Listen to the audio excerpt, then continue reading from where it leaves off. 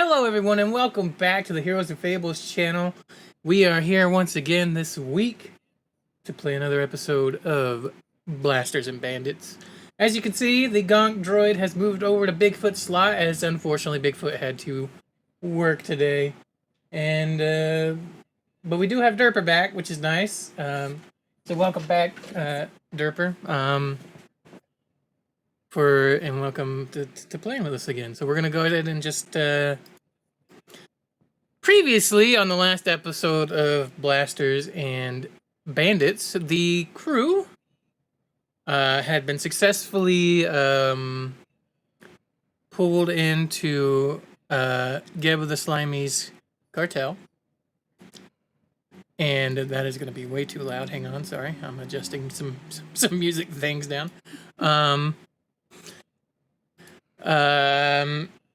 And Markus ended up talking with the Gran fellow. I need to open my spreadsheet of names here because I don't remember everything by heart. I have it written down.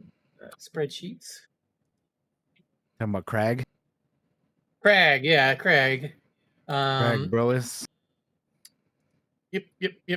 And Markus made some contact with him, or had a conversation with him, and he kind of gave you some contacts for some jobs. And you got hired to do a job for the ZANN Consortium, or ZANN Consortium, however you want to pronounce it. To salvage a, I got my notes open now. To salvage a mysterious derelict LAMBDA class shuttle in the outer rim. And when the party arrived there were two Black Sun ships in the distance. The party took some time to try to assess them before the Black Sun moved in, and we ended up having an engagement and a fight over in the outer rim over the LAMBDA class shuttle. But thanks to OYIN's great piloting, he and the gunnery skills of the crew, successfully destroyed those two ships and proceeded to salvage this New Republic LAMBDA class shuttle, or LAMBDA class shuttle, that was abandoned out here in space. It was previously Imperial, but it had been since reclaimed by the New Republic. And the party salvaged it just in time as the alarm started going off in the cockpit of the Trinity Viper, not the Viridian Raptor, which is what I was thinking of. Yeah, that's from the other game. That's the other game, yeah, Trinity Viper. And OYIN made a quick hyperspace jump to NABOO right as the New Republic arrived on the scene. And before we continue on, we are going to watch our opening crawl. So I'm going to go ahead and pop over to that, and we are going to play it. And hopefully, when it pans down to the thing, you guys just close it. I'm not exactly sure when it'll close, but if I tell you to close it and it's still playing for you, let it play out. So yeah, let's get over on this camera and launch. Hopefully this works.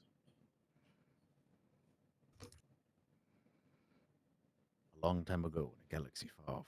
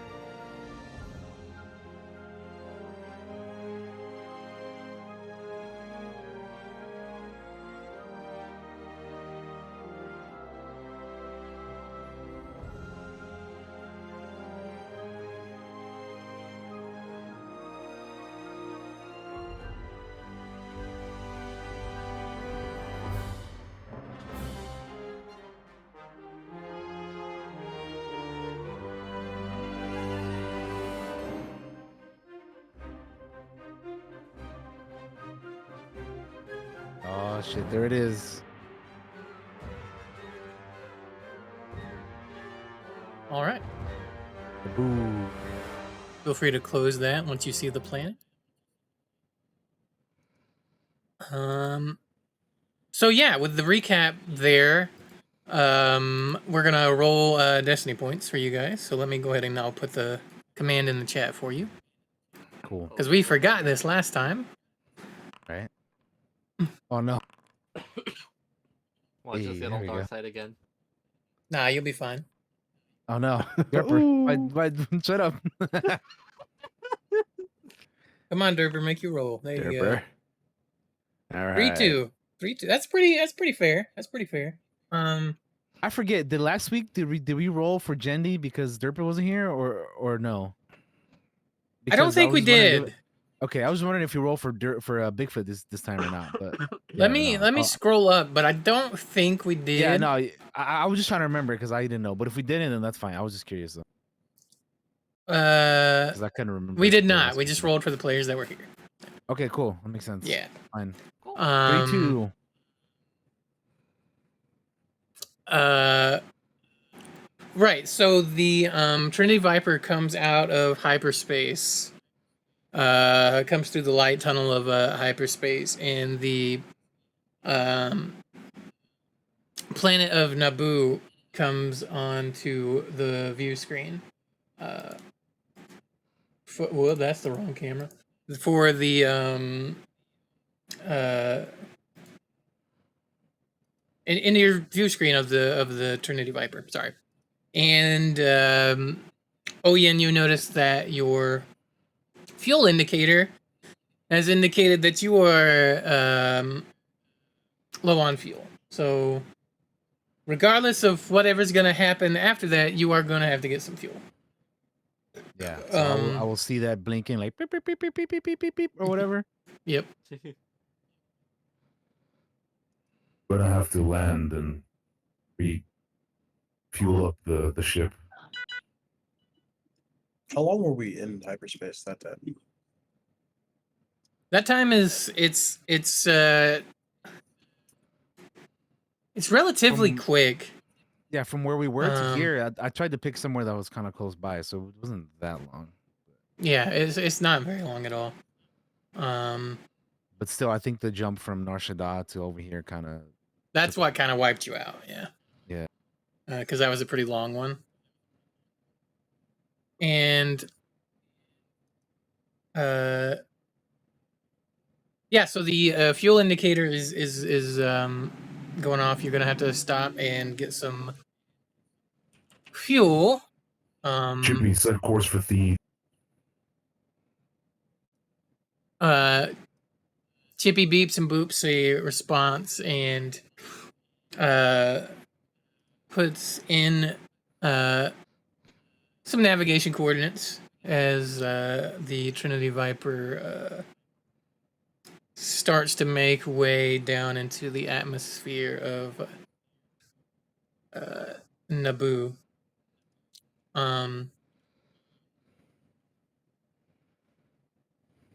As the ship enters into the atmosphere and you kind of come out over near the city, there is a beeping noise that is your communicator light up and says, "This is the NABOO Landing Authority. You have been given clearance to land at Port 4 at the Theed Spaceport. Please make your way there immediately." In the communication, Excellent. just kind of Thank cuts you. off. Have a lovely stay on NABOO. As the communication cuts off.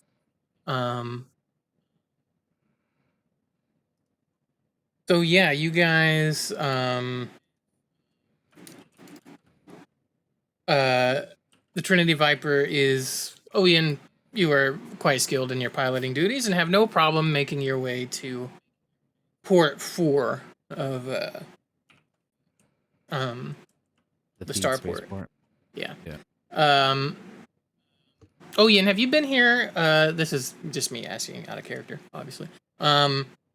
have you been to NABOO? Have you been to Theed? Have you been to NABOO and have you been to Theed on with this ship before? Just with the Trinity Viper? I have been here before. But if I've been here with the ship, I would say probably not. Gotcha. But he's been here before, but not Gotcha. with the ship.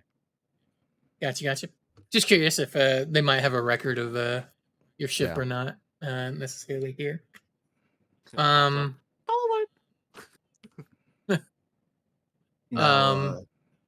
mhm. Captain, I don't know much about smuggling, but do you have some sort of hidden compartments, shielded hull areas? Because we don't know what we just picked up, and the ship might get searched. Yes, you're correct. We should store it away in the hidden compartment. Any good smuggling ship has a storing compartment. And so, like, you know how like the Falcon has like that one panel that they open up and they put something there. So it's kind of like it's like that. It's just same type of ship. Mhm. So it would just be one of those that we open up and then we put Yeah, stuff absolutely. away. No problem. You are prepared for this in advance. Yeah. You definitely have a place for it. And they're more like the things that you have. I can't remember how many you have. I think you have 4, 5, 6 little. They're like toolbox size boxes. They are sealed. They are not easy to open, and I don't know if you want to or not. But they will easily fit within your smuggling compartments. Okay. So I'll put these here and we'll see what we do with them at a later time. But for now, I say we head into town. I gotta talk to the starport personnel and see if they can refuel the ship, and perhaps I may even get some upgrades if I have enough credits. And the rest of you, or we can all go into the city and or the town and maybe grab something if you need to while we're here, or see. It looks like Can we, like, as we were making our landing over here, can we tell that the Festival of Light is beginning or in progress, or was it still too early for that?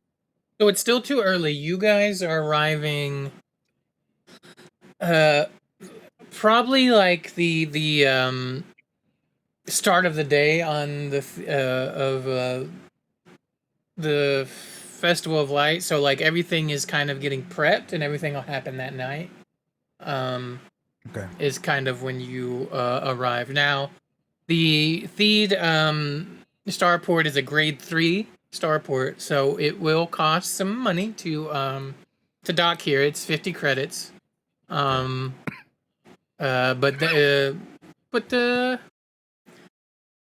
you'll worry about that in a moment when you are Sure. landed. Yeah. Well, I'll yeah. very well. Take what you need off the ship, and then we'll head into town.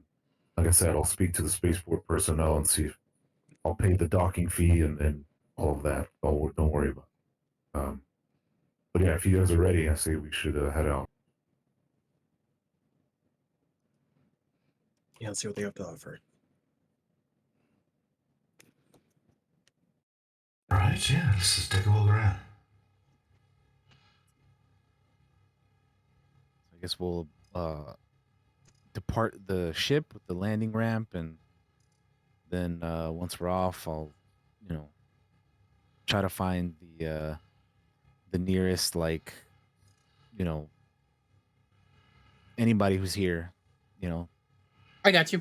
Yeah, you can. So the Trinity Viper has landed in the hangar port 4, and it is a very large, spacious NABOO hangar. We've seen them.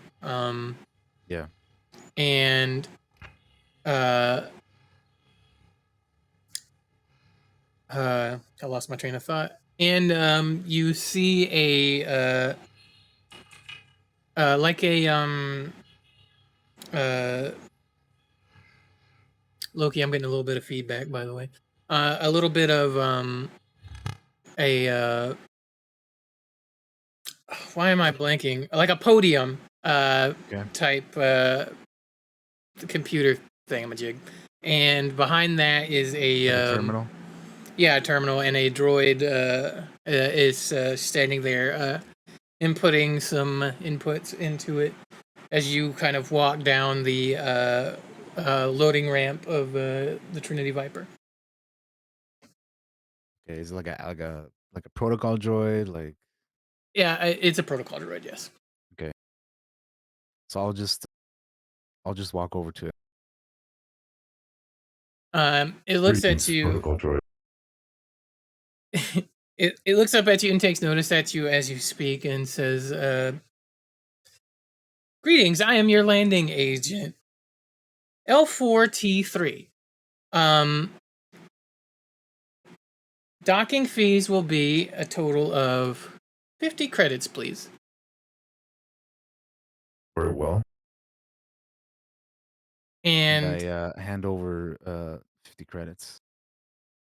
yeah, and it inputs the credits into the terminal, and it spits out a little like a little receipt that it then hands to you, and then it proceeds to be like to say, "Welcome to the Theed Starport. If you require anything else, please don't be afraid to let me know. The Festival of Light is today, and I assume that is why you have arrived, as we get many visitors during this time. And if a droid could smile, they would be smiling." Ah, yes, the Festival of Lights. I couldn't remember it was this time this year or this time of the year, but yes, we will be sure to take in the event. Thank you. You require fuel as well. I do, yes. Let me look and see how much fuel you can hold. And is there anyone else around here who I can speak to, maybe about some potential upgrades to the ship? Yes, there are a number of stores on the promenade outside. You may have your pick of them. It doesn't say any particular shop, but they would be clearly marked once you walk out into the promenade. It will cost you some credits to refuel here. Let me see how much I need to. What the cost is.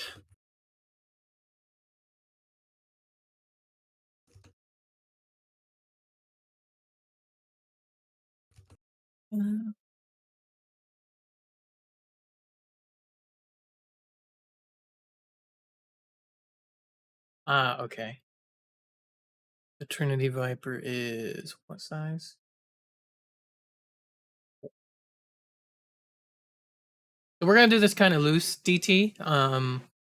The Trinity Viper can hold 50 fuel cells. You've spent a good chunk to get here. Now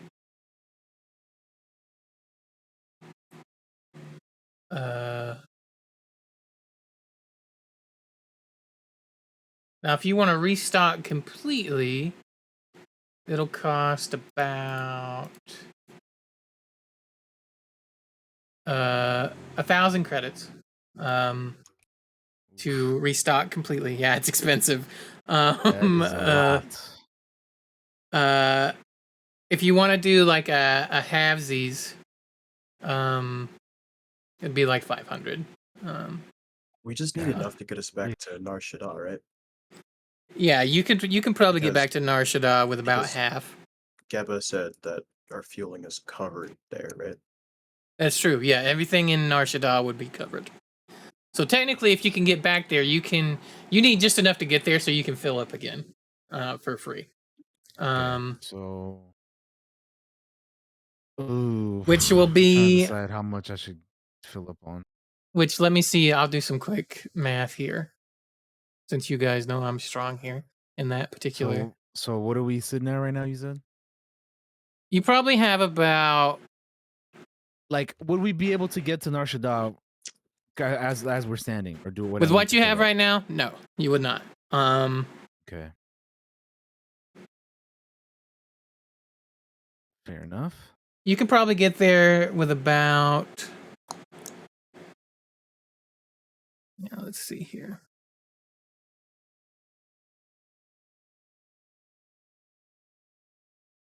If I gotta do half, I'll just fill up on half. Hyperspace. Economics, guys. This is Drain my credits. this is the best.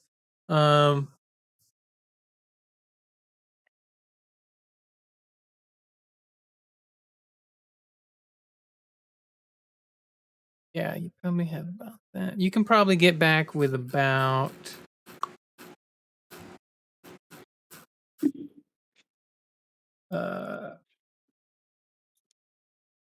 You'd actually probably get back with about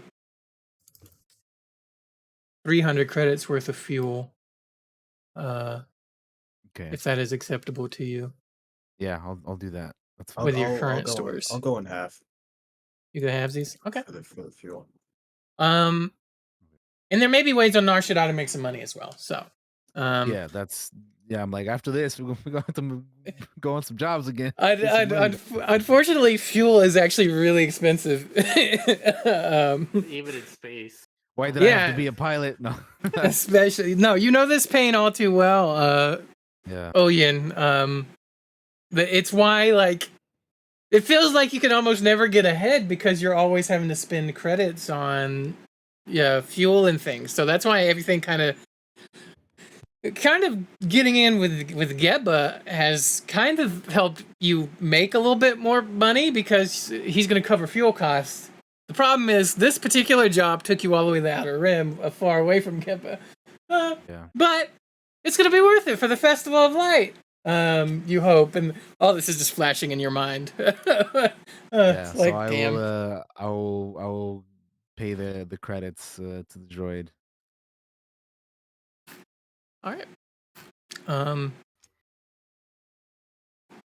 For the players at home that are wondering where I'm pulling these numbers from, there is a book called Operational Costs. That is, I think it's fan made, but it's really handy for determining fuels and stuff like that. I'm not following it to the letter, but it's giving me a rough idea. Anyway, so you pay that and you are going to go shopping, correct? So yeah, we're in the spaceport. Once we get done with all the fees and all that stuff, we'll walk out and yeah. So as you are you leave your hangar bay and you make your way into the main hall of the spaceport, and it is just packed. It is there's a ton of people here. It didn't look that way when you were flying in, but there are tons of different species and all colors that you could imagine. All of them are garbed, and some of them are in their fanciest formal wear. Some are just in their basic, everyday clothes. Like, everybody has kind of come for this Festival of Light on NABOO, either from like other planets, or maybe even just some natives that were located on the other part of the world that have kind of flown into the area. And it is a good little. It takes you a minute to get kind of out of the area, out of the starport. I say to the party, welcome to NABOO on a holiday. Festival of Light is set to happen today, and for those of you unaware of what that is, it's the NABOO celebrate when they joined the Republic many years ago. It's an annual event that they have. We just so happen to arrive today when it's happening. So there's a lot of people here, probably more so than usual. But I've been here before, so I know a cantina we can probably head to, get some information or scope the area out or whatever you guys want to do. Maybe get a drink or whatever. Sounds good to me. Oh, and if I may interrupt, or may ask rather, When was the OYIN last here on Naboo? How long has it been? Just out of curiosity. So How up on the current events would he be? I would say he hasn't been here in a couple years. Mm. But the first time he was here was during Operation Cinder, which some of you may or may not know about. But that's when, after the destruction of the second Death Star, Palpatine had like a plan in place to, kind of get rid of some planets, and Naboo was one of them. So he, you know, was here for that. But yeah, so I would say that was the first time he was here, which would have been 5 years ago, and then he's been here since, but not so recent. I would say maybe he hasn't been here in about like a year or two. Gotcha. Roger. Um.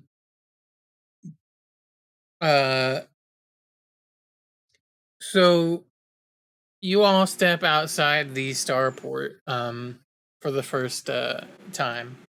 You see Markus kind of messing with his communicator on the side. He's trying to get it to work, but it's not working. He's like, there's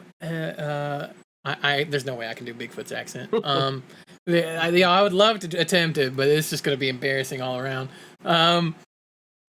Markus is like, well, I seem to be having some issues here with this blasted communicator. May be a while before we can get the details of the previous job completed. And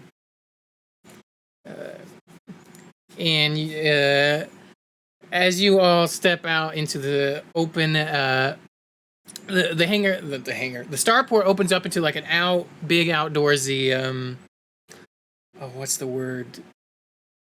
I want to say promenade. This big open area with like the cool air just kind of hits you, and there's a water fountain like in front of you that is just kind of making this nice little mist in the air. It's immediately cool, and you see the architecture of the Naboo buildings around. There's people all over. It is very colorful. There's colors everywhere. There's ribbons up. There's people in their most formal dress around. You see Naboo like police units walking around the security force. The security, yeah. Not royal security force, the security force of the Naboo. Just walking around, keeping an eye on things. Obviously, they to be honest with you, they look a little overwhelmed. There are a lot of people, and the Naboo military isn't exactly the largest. At least the police units are not particularly large, at least at this moment. But yeah, there's several different ways you can go. Oh, Ian, you remember a way to a cantina down to the right. There is obviously a shopping area off into another direction down one of the streets. So yeah, what do you guys want to do? It is early. It is probably like really early in the morning. You've kind of gotten kind of lucky on your timing here, and you guys probably got rest on you on your hyper jump anyway. You probably had enough time to get some good rest there. But yeah, what do you guys want to do? What does the party wish to do here?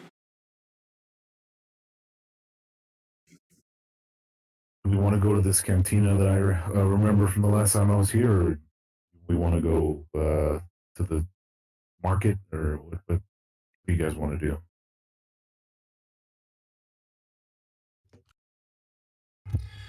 I've never been to Naboo, so I'd love to walk around and see the sights.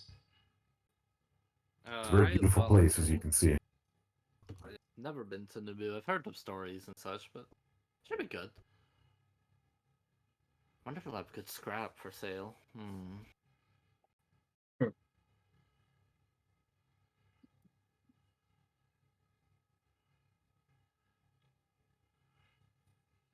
Okay, so cantina, or are we just exploring?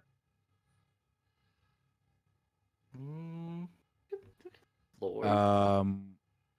Let's go to the cantina first, and then maybe we can like kind of scope out the area, and then we can go out and because once we're in the cantina, we could probably ask around for like where things are, so Yeah. Okay. well, let's do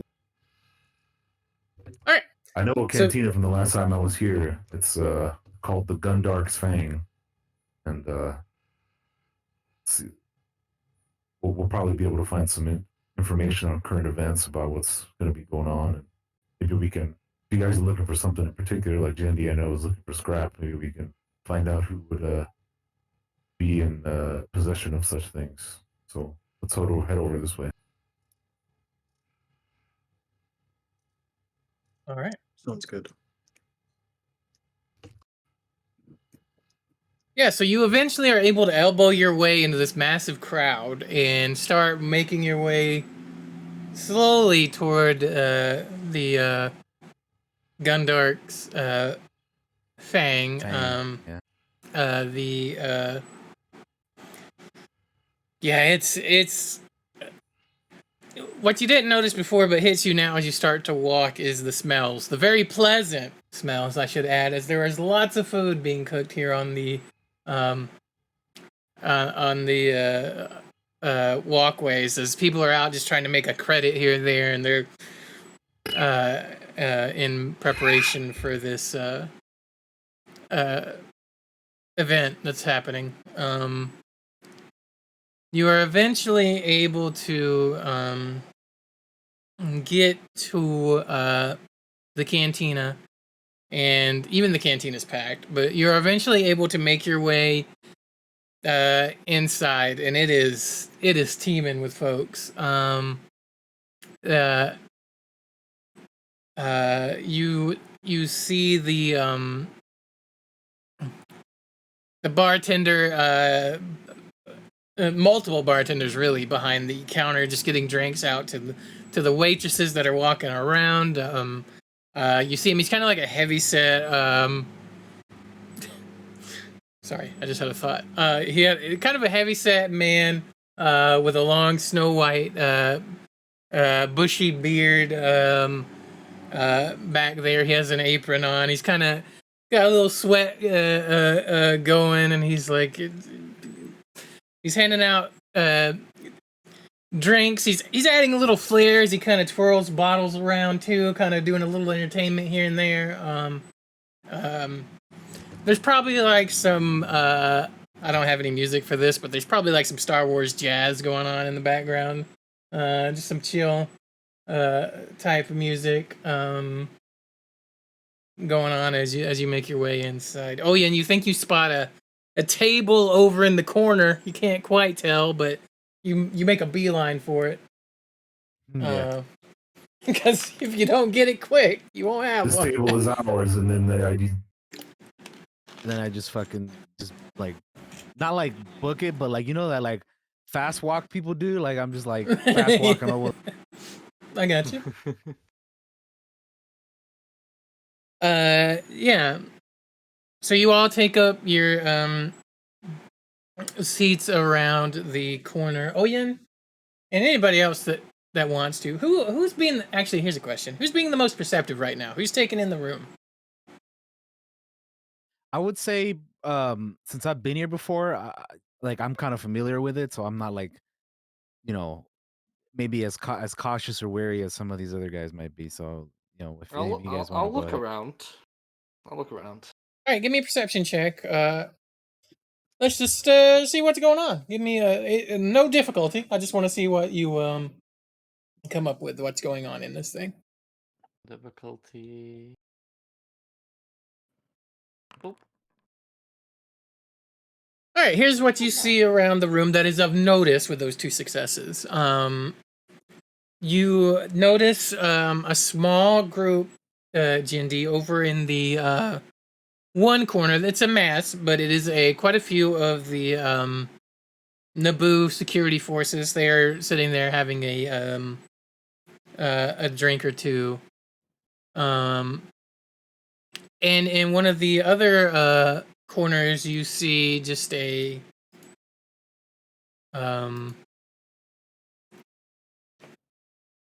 a large a Wookiee, which is a little unusual for NABOO, for there to be a Wookiee around, but and that's what takes notice. It's a large Wookiee with a dark black fur. Can't really get a good look at this distance. Definitely probably has some sort of satchel on their side, and that's kind of what catches your eye around the cantina in general. Okay. So we got tall, dark, and hairy over there. Can't imagine all the climate he's feeling with all that fur.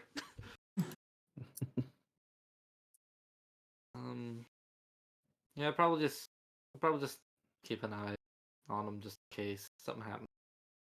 All right. But for now, just take it in the atmosphere.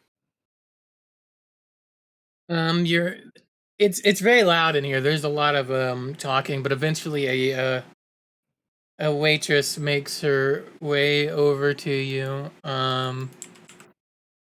And she looks at you and says, "What?" Somebody like kind of bumps into her, and she's kind of looking at, kind of looks away, and she's like a little out of breath and says, "Yeah, wait, what can I get you?" Hello. I'd like to order a flagon of spotchka, and I'm feeling a little hungry, so I think I want a Ronto wrap to go with that. She writes it down. Well, anybody else? Actually, could I see who bumped into her? Yeah, give me a perception. Give me it'll be pretty easy. Probably just 2 purple difficulty. Okay. Because there's a lot of people in here. There's a lot of pushing and shoving kind of going around.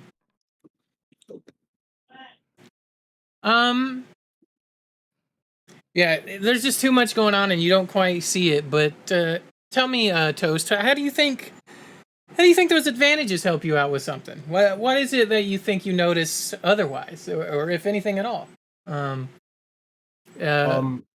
Okay, how about this? I didn't see who bumped into her, but when she walked up, I did a quick scan of her, and after she got bumped into, I did another one. So can I tell if she's like missing anything after that person? Okay, yeah, okay, you can use advantage for that.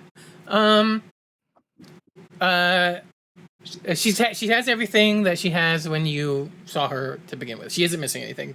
She was not pickpocketed, which I believe is what you were after here. Yeah, so you notice that it's probably just a lot of shoving. There was nothing untoward going on here. But she looks at you because she notices you looking, and she kind of blushes a little bit. And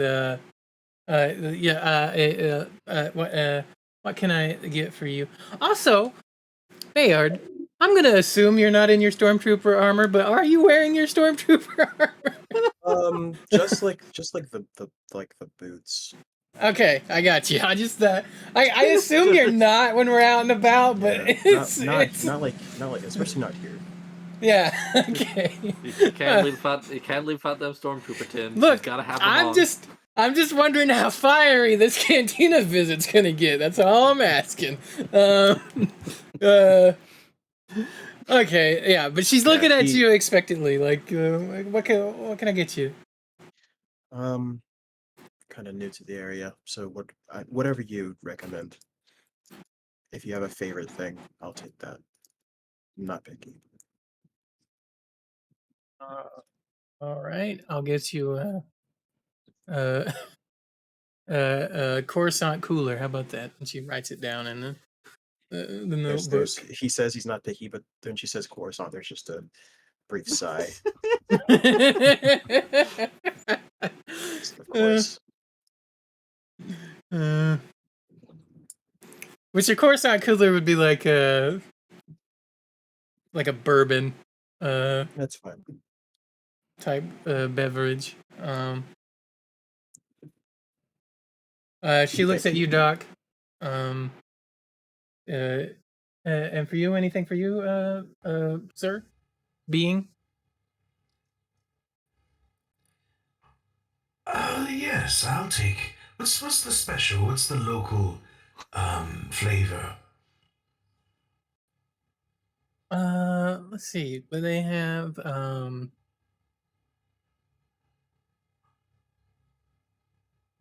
I have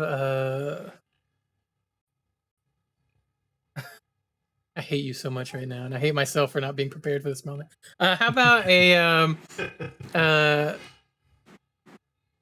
the NABOO cooler? I have a NABOO cooler. A blue tonic, a bright lights. You know, she kind of just rattles off different drinks. Yes, a NABOO cooler sounds wonderful. I'll take one of those. Okay. Thank God the Wikipedia exists. And then she looks at you, Jindy. And for you? I'll have a groovy and Tovash.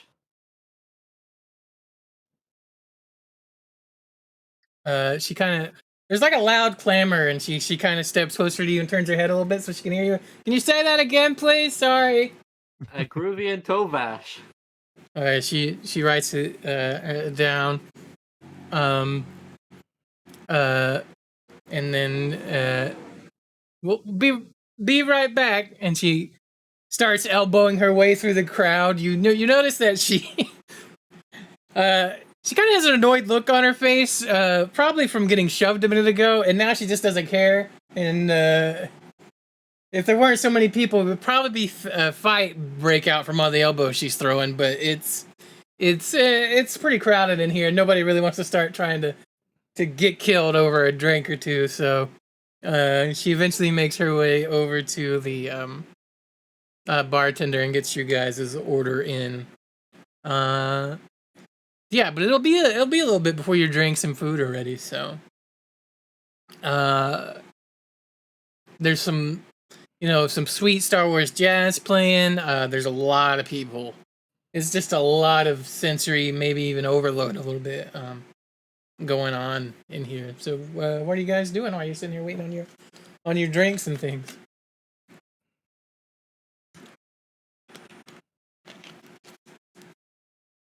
I want to roll a perception to see if there's like somebody here that may be like a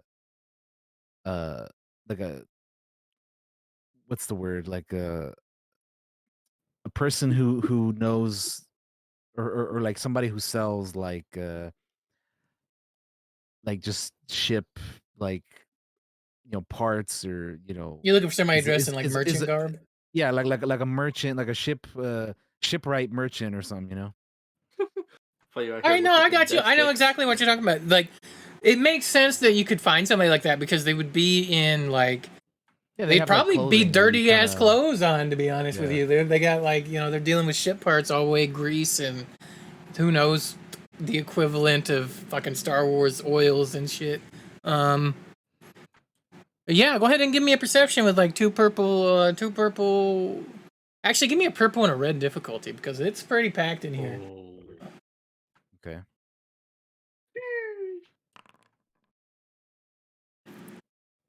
Okay.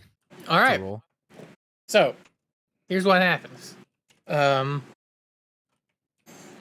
You definitely spot a large, not a large. You spot a Moncal over in the corner that's like colored blue with like a yellow splotches all over the head area, and they have on these coveralls that are definitely covered in like vehicle grease mess. That makes them very easy to spot. There's so much going on though, and it's so loud, and somebody just happens to flash a light right in your eyes, and you suffer 2 strain for the threats. It's like there's just a lot going on, like something reflects somewhere, and it just hits you in the eyes the wrong way. Suffer 2 strain from that, and damn it.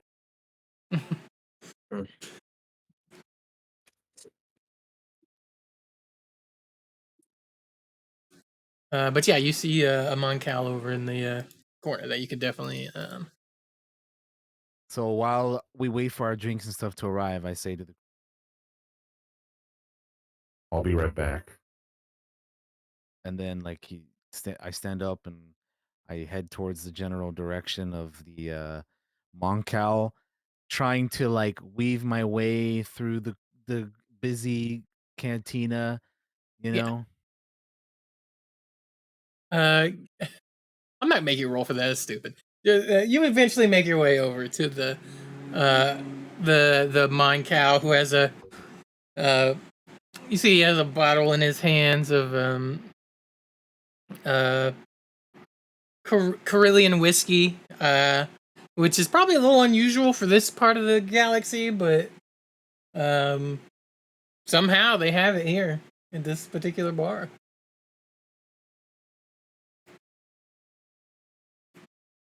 And he's just kind of it is a male Moncal. You can see now that you're closer. And he's just drinking and kind of just casually standing there. He's not really paying too much attention. Yeah, he's just looking around. Excited for the Festival of Light, are we? It takes a long look at you and says, "Ah, yes, the festival, yes. It'll be the first time I've actually really had a chance to see it since I set up my shop. Ah, how long have you been here for? Not very long. 6 weeks. New shop. Yes. Well, very nice. Speaking of shop, I can help but notice that you may have had one. So I was wondering if maybe you had the time to possibly come over to my ship, which is at the docking bay 4.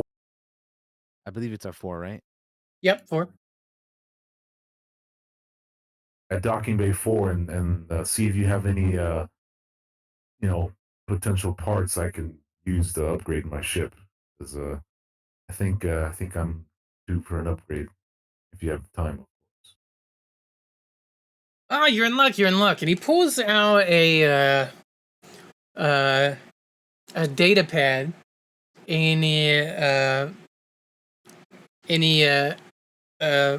Oh, yeah, and I assume you have one. I assume you have a data pad. I'm pretty sure they're fairly prevalent and easy to get, so I'm just gonna assume you have one. And he looks at you and says, "Just took inventory. I can transfer you a copy if you're interested, and you can just pick something out. That Or would if you be, want to quite negotiate handy. later, feel free to take your time and look and come find me at the shop." And he kind of also marks the location of his shop on a map, Okay. roughly for you. Gives you coordinates. Cool. I shake his hand and then Thank you. What's your name, good sir? Oh, forgive me. Quite rude. I am Milieu.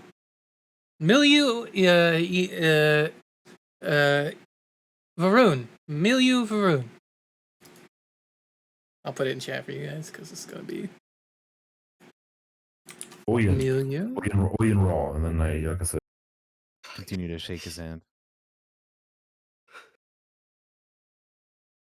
Pleasure to meet you, Oyin. Apologies. I didn't mean to be rude by not giving my name. This could be quite it's a little hectic in here, huh?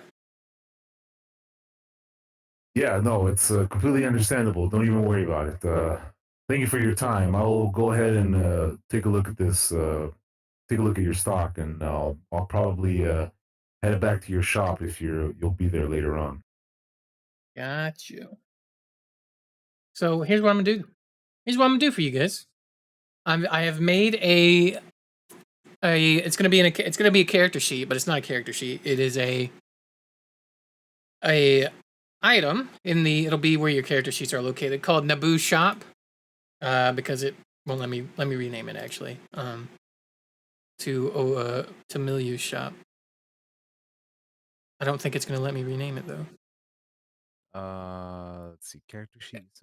I haven't made it visible yet. Give me just a minute. Oh, okay. It'd be like in the gear and equipment. No, it's actually gonna be right where your characters are. Oh. Okay.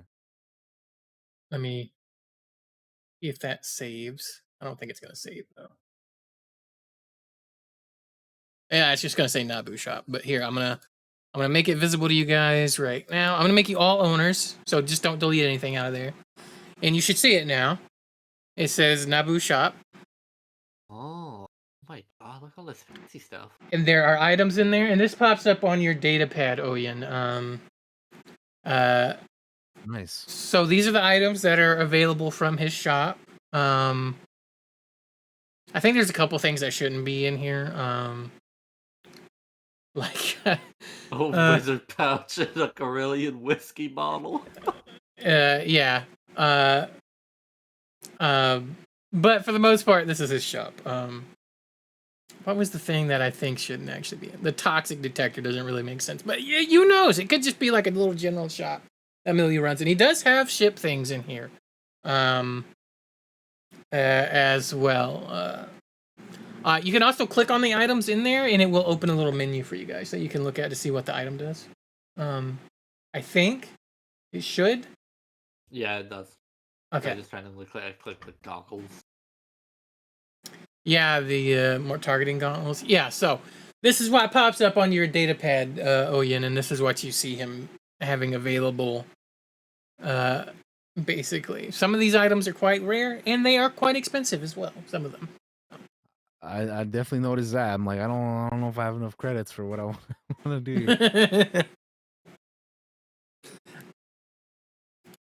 Man, that hyperdrive, dude. Whew. Yeah, I actually believe the that high of a hyperdrive will get you places a lot faster, and you'll use a lot less fuel, I believe. Oh man, if only I had the credits for that. Or no, it. Well, yeah, it does, but at the same time, it not as much as I would think. Because it reduces. Well, it would bring you down to like a class 1 speed. I think you're class 2 right now. Let me look. I can look and see what class hyperdrive you guys are. Yeah, you're class 2. It'd bring you to a class 1, and so you would get there. You would get places in half the time than you would before.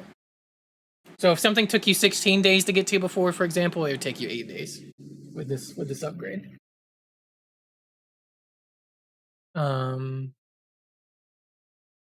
But yeah, if you see anything on there, or you want to try to negotiate for something cheaper, you can. I don't know why, but he has a giant rat he's selling, or the equivalent of kind of like a fucking rat thing. Don't ask me why. It rolled that way. It's a rodent. But yeah, feel free to look at that and let me know. As I assume you're kind of walking back toward the table. Yeah, I'm walking back towards the table as I am looking at the data pad, but also aware of my surroundings and trying not to bump into people as I'm looking at or reading this. Yeah. Yeah, so as Oyin's walking back, the waitress returns with you guys' food and beverages, and she passes that out to you guys pretty quick. She notices that Oyin's spot is missing, or Oyin is not where he was sitting, but it's an open spot, but she puts his food and drink there where he'll be returning. And she kind of gives you guys a quick warm smile and says, "Is there anything else I can do for you?"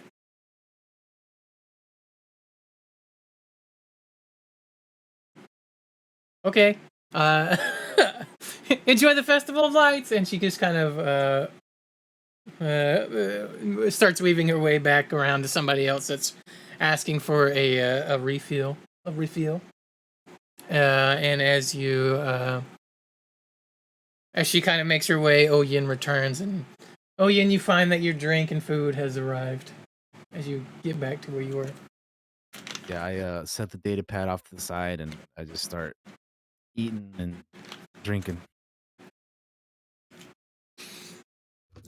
Yeah, Oyin, as you are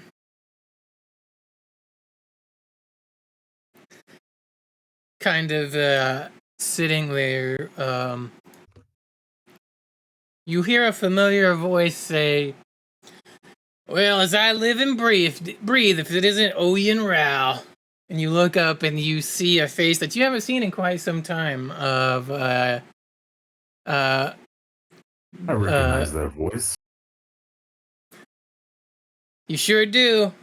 It's my He's boy. in it. It's Yeah, go ahead. I'm like Corenta, Ryan Corenta. Ryan Corenta has added on a few wrinkles since you last saw him, and he's in a different uniform than what he was the last time you saw him. He is now wearing the uniform of a NABOO security forces outfit. He has a pretty high rank up, probably a captain type rank. Actually, he's probably like a lieutenant. But you see him, and he's in this blue kind of, not blue, but he's in the royal, not royal, God, security forces outfit. Yeah. And he reaches down and grabs your outstretched hand and shakes it and says, "It's damn good to see you." Damn good to see you. And yeah, we shake hands and I introduce him to the rest of the party. This here is an old friend, Ryan Corenta, local. I served with him here, defending his homeworld during the Battle of NABOO, during Operation Cinder. He's just being modest. He saved my ass more than once. Well, you did let me borrow your N1, so that helped. Well, you were always a better pilot. What does he look like, DT? Describe this man. So he is like, I don't know, I guess he would be like he's a male human. He's got like a beard, but not like a super long beard. And he's got kind of like a scar over like his eye, not like over his eye, but like on the side of his eye right here toward the side. Yeah. And yeah, he's I would say like age wise, he is not like an older dude, but not like a super young guy either. Somewhere in between there. Probably like late 30s, maybe. Yeah, somewhere around there. The war probably's aged him a little bit. To be fair, he probably looks older than he is. I mean, so yeah, so surviving, Operation Cinder was nuts for sure. But yeah, he's a friend that I knew from then.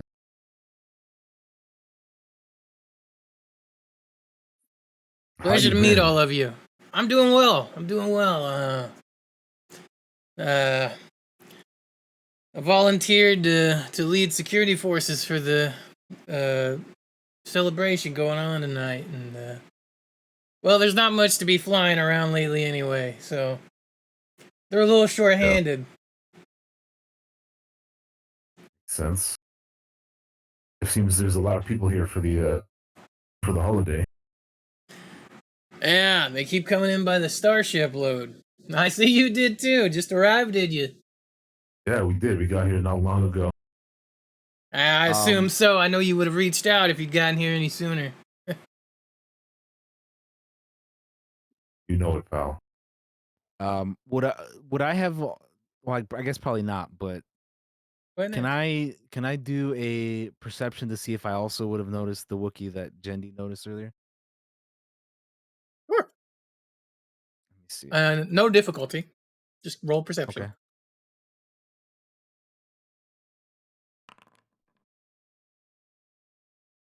You definitely noticed that Wookiee.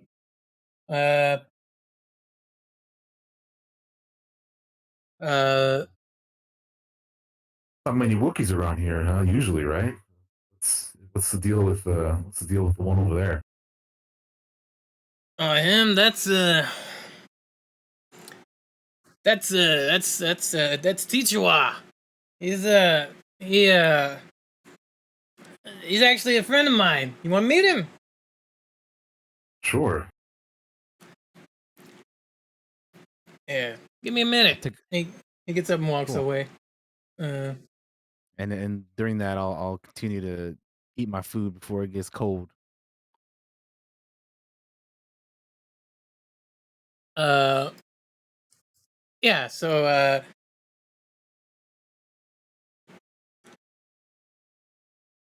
he walks over and whereas for you guys it's kind of hard to kind of get and move around, for Carenta it's not hard at all. He weaves through that crowd like he is a ship going through water or going through space.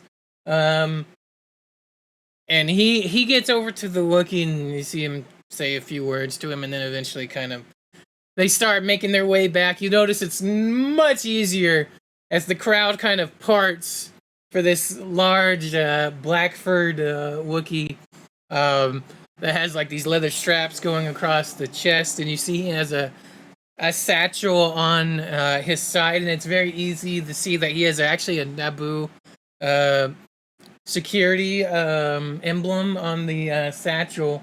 Oh wow! It would seem that Carenta has not above deputizing some help from some old friends if the need arises. And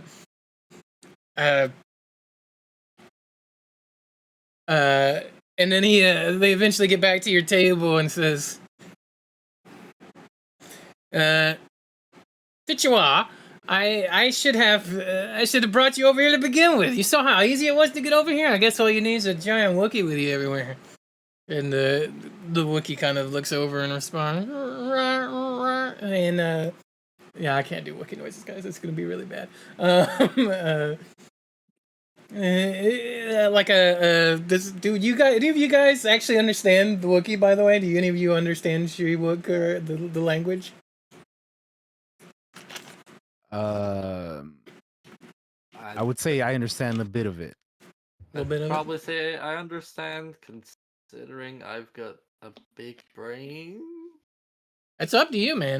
There's no like roll or anything. It's just do you understand it or not? It's up to you. I think I'll say there's yes. probably enough, Wookiee mercenaries and stuff that go through the cartels that Doc's been around, that he probably at least is conversational. I'm surprised Doc hasn't got like a C3PO language translator chip. It's on the list, man. So those of you that understand, he just kind of barks like a little chuckle of acknowledgement to I need to write down Daniel's NPC friend's name here. Carenta's comments. They pull a couple of chairs over and says, "Friends, meet Tichua." Or at least that's what I call him. I don't have the tongue for their language. He kind of chuckles. You know me, Oyin. I try real hard to learn different languages, but I just don't have the tongue for it. Big guns for the security, huh? Is he here for just the festival, or is he here working full time for you?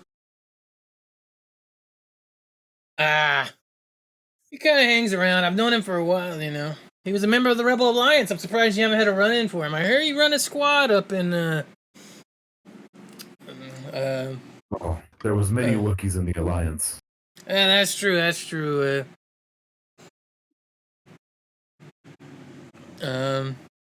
But at least that's another thing that Tichua and I have in common. As I raised my spotchka, like to the rebellion. Tichua kind of he doesn't have a drink, but he raises like the equivalent of a very large turkey leg and kind of raises it to you like a chair. uh, uh, uh, he's like, yeah, you just happened to be around, so we needed a little extra help. And I still have some pull and leeway here, especially right now when we need help.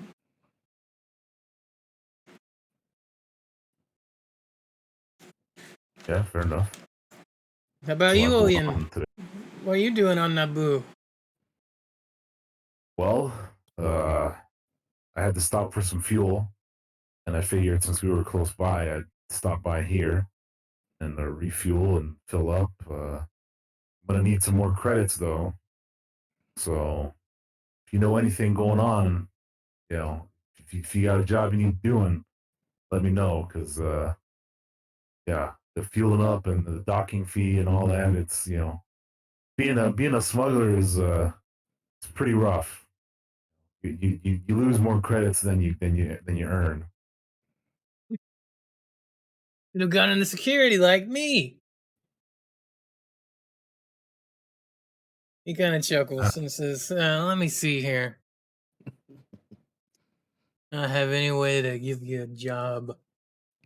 He kind of pulls out and a data pad and kind of flips through it. I'm like, no.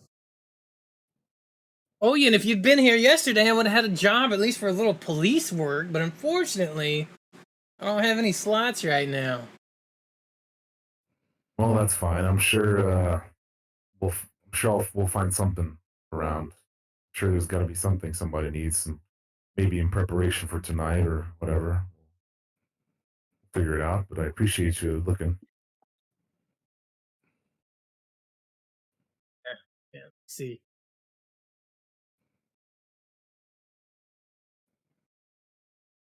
He says, here, listen. It won't be official, but just keep an eye out for any signs of trouble and give me a call. And, I'll, maybe I can slide a couple hundred credits your way at the end of the day. Just for keeping an eye out for me. They give me a little security stipend here that I can use for this. Why not? All right, that sounds fair to me. I'll keep an eye out. We'll probably stay here for the festival anyway. We have a couple of first timers to the planet, as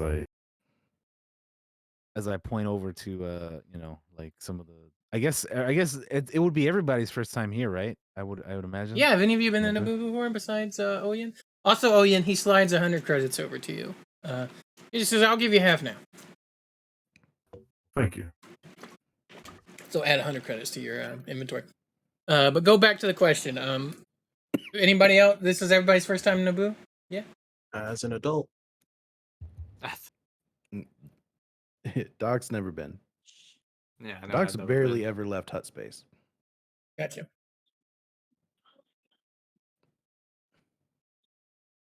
Markus we is got, really absorbed with his communicator problem. He's just kind of working on it, trying to fix it. we got some first timers here, so I think it'd be nice to spend the day, especially with the festival going on. So yeah, we'll for sure be around, out and around. You have my communication information, so you can just hit me up on the Holo Messenger or the comm link or whatever you prefer. Of course. And I'll let you know if I hear anybody else looking for work right now. Sounds good. All right, well, I better get back out there. I just stepped in here for a minute to cool off and have a drink really quick. Not on the job, not non-alcoholic, of course, while I'm working. You know me, Oyin, straight as an arrow. He kind of chuckles and he pats you on the shoulder almost a little too hard, and it kind of knocks you over as he kind of stands up and says, it's good to see you again. I'll catch up with you. Yeah, Let me know before you leave. Indeed, I'll see you later, man. And come on, Tichua. And they kind of make their way out of the cantina.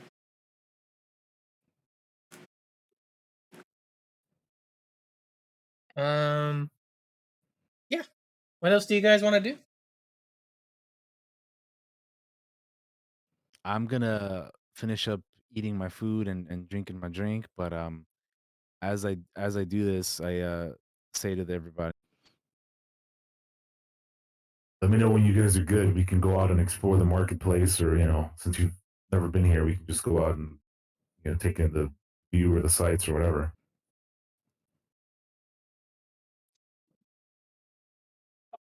Festivals Oh like yeah, this I'd love always to make take a me look nervous.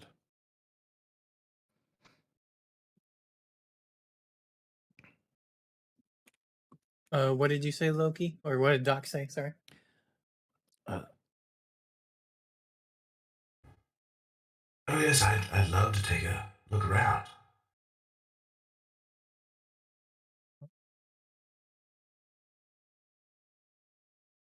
Yeah, for sure. You spend some time and drink your drinks and eat your food, and eventually the time comes and you are able to leave. Don't worry about paying. It has been paid for. You don't have to worry about. It's such a minuscule amount of money. I'm not going to be like, mark down these 2 credits. That obviously this is what this food costs. That would be dumb. I'm not that damn tedious when it comes to tracking stuff. But it's covered. And you eventually are able to, if you so choose, make your way out of the Gundark's fang, right? Yep. And back toward the marketplace, if that is what you are indeed after right yes, now. so we'll just walk on out, and yeah. All right. I imagine it's quite busy and lively with everybody here. Oh yeah, it is. It's a disaster. uh, but there are numerous shops of all varieties. There's general shops, there's armor shops, there's gear shops, there's weapon shops. What are you all particularly looking for? Or are you just browsing around, seeing what you can find? Well, friends, here it is, the marketplace. You'll probably find just about anything you need around here, as long as you go to the right shop.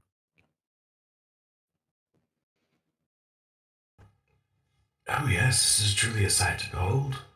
A wonderful market indeed.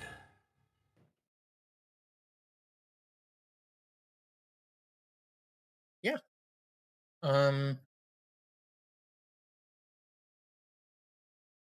So who's shopping? Who wants to look at a shop?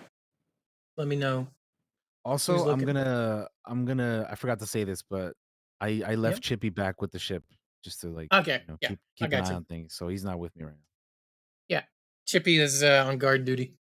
Yeah, he's just chilling with the ship, watching it get fueled up and all that stuff.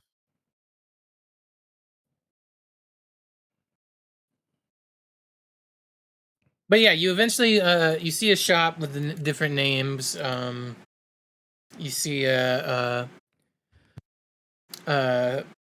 Maidon's Emporium is one. You see an Ithorian shop called Nebul's. And they all sell a variety of different particular things. So just let me know.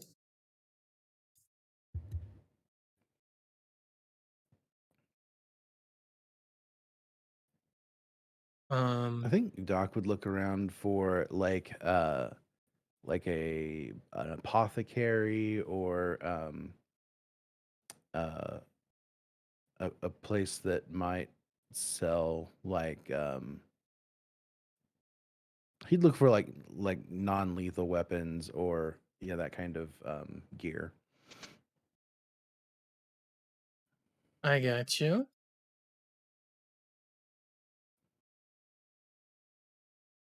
This shop definitely doesn't have that.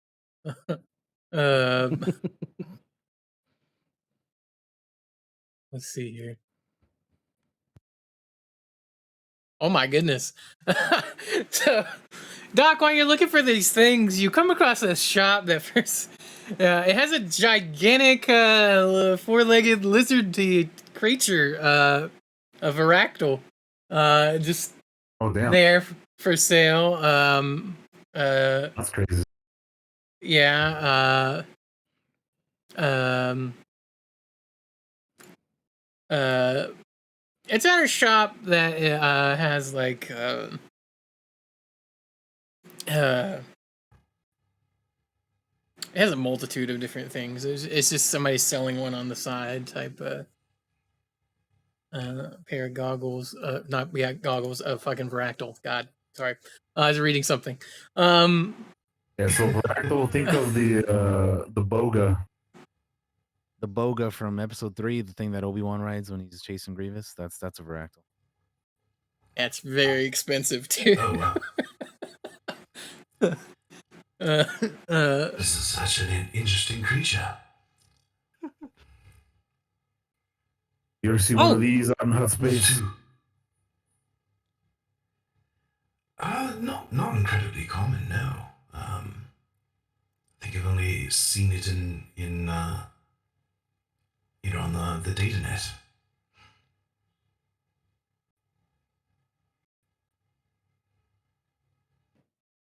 Doc, About the as vision, you Josh? Yeah, sorry. Doc, as you are looking over the Varactyl, you see over on a table a small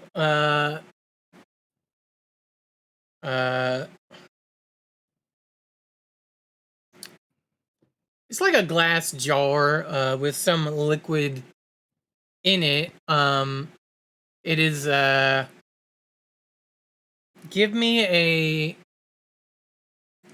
either a 3 purple discipline or a 3 purple knowledge check. Lore.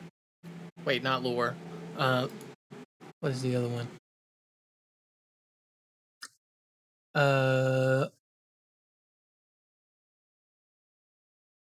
Not lore. Education, I guess. Okay. Either of those, a 3 purple discipline or a 3 purple. Actually, no, you don't even need to roll for this. You know what this is. This is a sorry, I was looking at the wrong thing. Well, I don't know. You might know what this is. Here's what we'll do.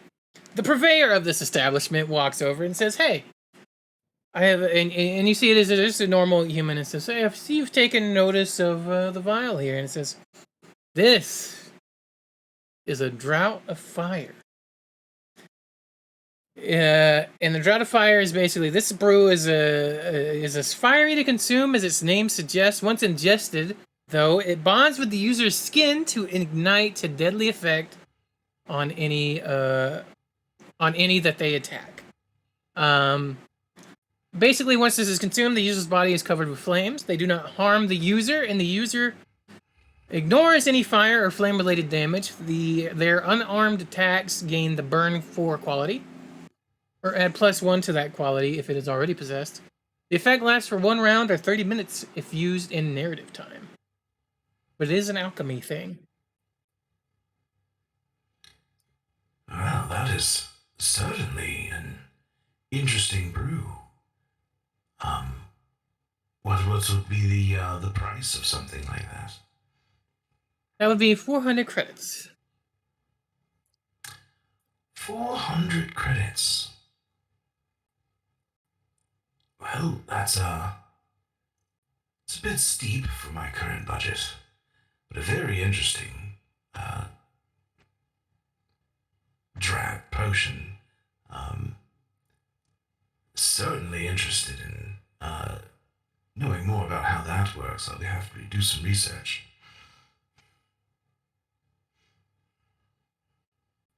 What the fuck is this?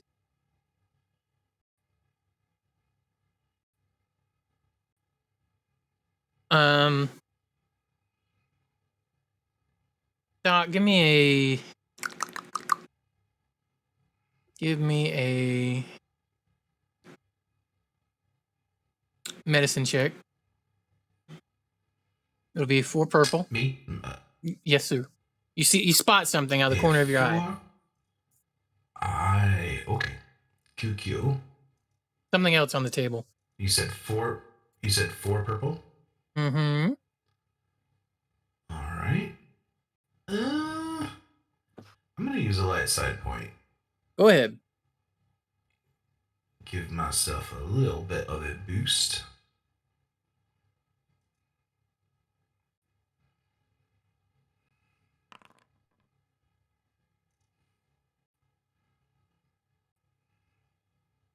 Yeah. So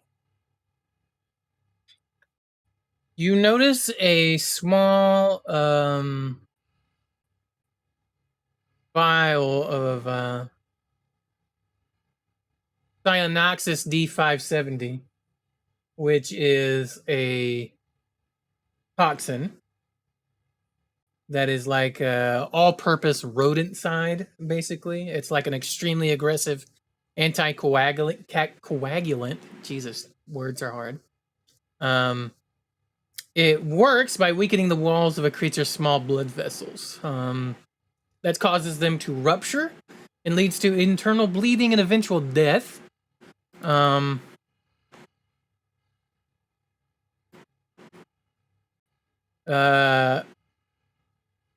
yes, it is a very powerful poison, basically. Available to you. The problem is that he notices you looking at it. So that probably drove the price up immediately as he's like, oh, that. Very potent vermin extermination toxin. Doc, you immediately know this dude's talking out of his ass. He has no idea what he has in his hands here. But he is just trying to sell you on it. He's like, listen, this is rare. Like, he's just kind of, I can give you this for about, how stupid is this guy? How stupid is this guy? Yeah. I'm going to sell this to you for the grand total of 30 credits. He's pretty stupid. 30 credits. Well, I know. I do run across vermin every once in a while, and it's good to be able to take care of such an infestation. I will give you the 30 credits. Excellent. He packages it up for you, and eventually, I assume you pay him, and you now have in your possession, my friend, a bottle of Cyanoxis D570, which I will now tell you what it does, and I believe it's in the inventory. I think you can add it into your. Yeah, it is. If you see it over in the items tab, just type in cyan and it'll pop up. And feel free to add that to your inventory. Here's what it does. 1 dose of D570 requires a character to make a hard resilience check to overcome.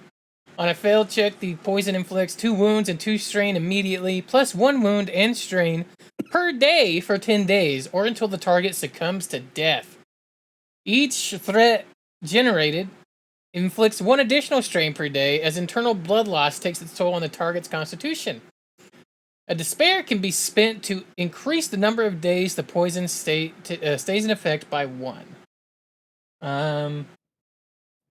So basically, you got your hands on a very rare poison that this guy had no idea that he actually had.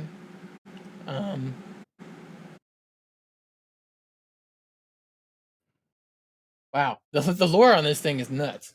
Anyway, we can talk about that later. It is a tool Alright. used by assassins a lot, though. So Yeah, Doc, so yeah, not rat poison. no, I mean it is technically used for that, but it's not what he thinks it is. uh,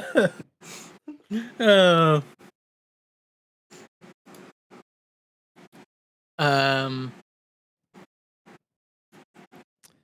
Where's the items list? I don't see it. did I not make that visible to you guys? Hang on, let me see if I can change it. What are we looking at?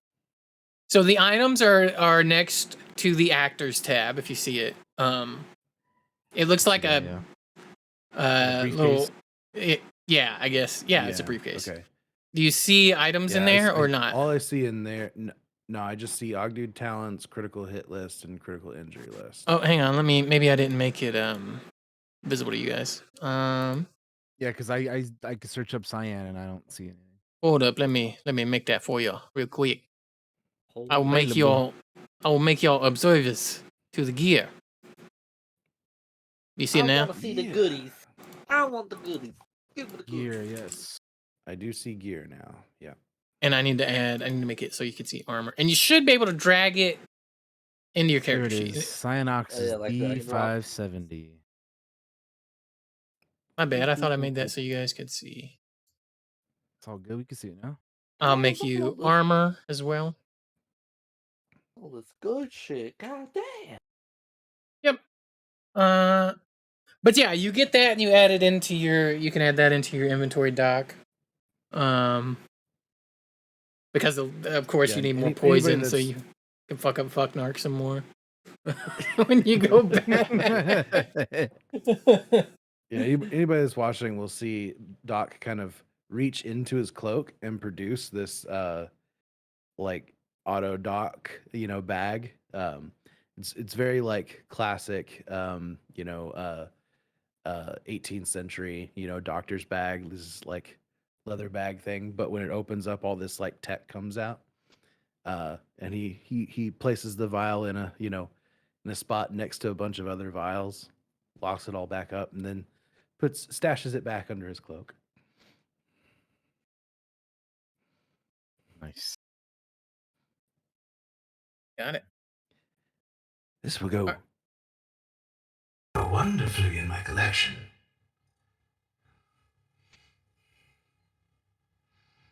I don't think this guy has anything else that you guys might want.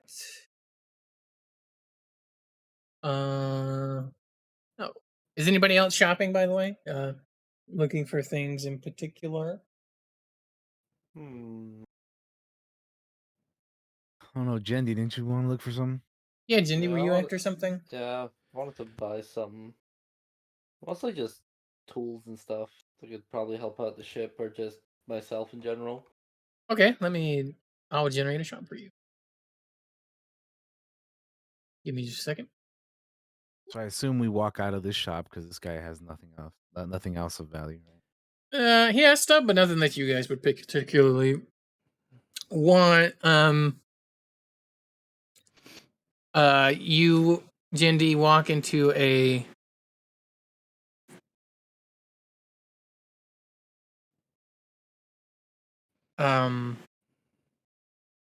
shop, and they have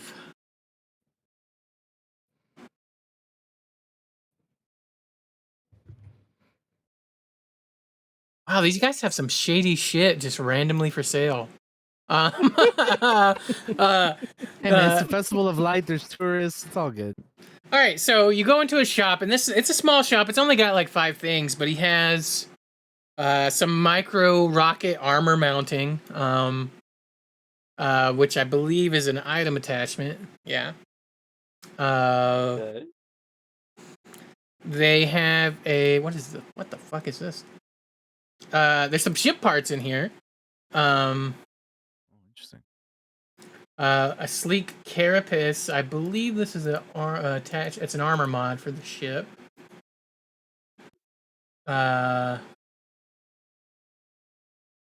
Actually, he does not have that. And the reason he doesn't have that is I don't know how that works. So he doesn't actually have it.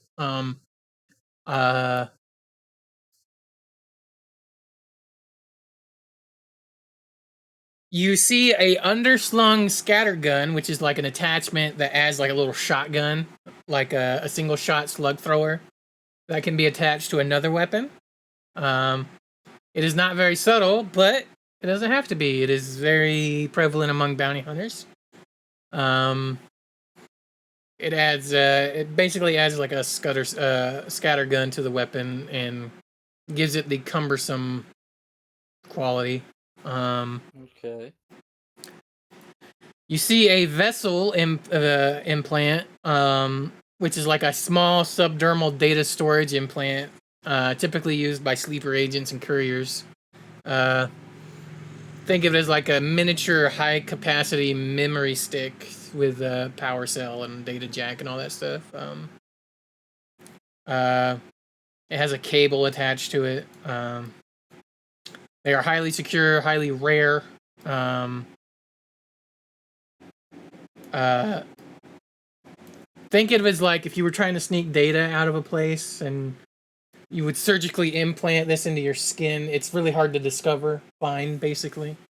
Think of it like a data pad that would go like under your skin, basically. It's kind of how I think it is.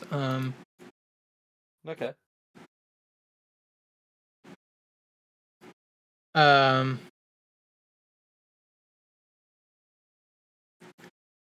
then there is a shipboard system scanner that basically is like a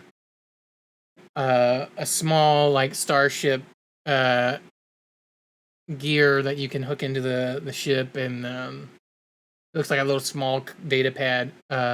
You jack it into the ship system and fire control computer, and it basically just removes a black die from any checks that would remove like system strain from starships or vehicles. Interesting. So yeah, if any of that sounds up your alley, let me know. Yeah, definitely that one for the ship that removes the black dye. That sounds Black die interesting. from strain recovery. Yeah. Yeah. For the sake of brevity, I'm not going to roleplay this NPC that is going to sell you this thing. It costs 145 credits. I'll buy it. Yeah. Okay. Feel free to add ships, boards, system scanner from the gear to your inventory. Because I think the way it works is like it's not like an item attachment to the ship. You carry it around with you, and then you plug it in the ship. So in theory, you could just carry this around with you everywhere you went, and just use it when you needed to. Be handy. Yep. Yeah. So make sure you have that added into your inventory. Okay. Does anybody want to look at any of this other stuff, or Jindy? Any of this other stuff? Do you have like a thing I could look at like the other shop or no? Yeah. Hang on. Let me see if you see the sheet I just gave to you that says shoop. Shoop, I see it. I had an extra O in there, and I didn't Shoop change it. whoop. Shoop, shoopity whoop. The scoop the poop. I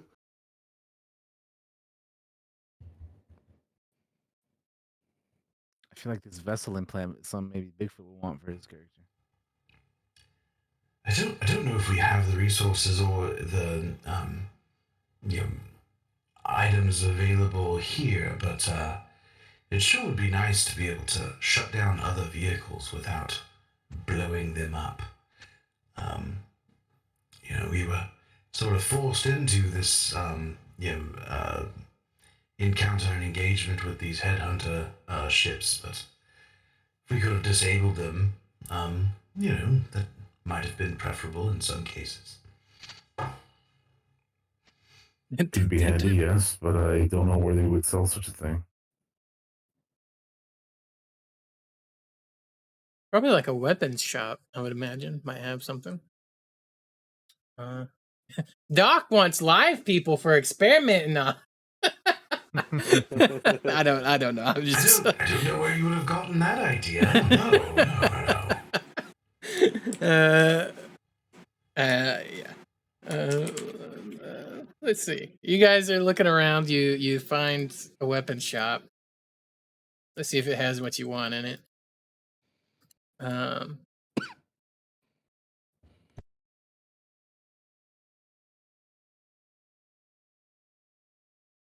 Let's see here.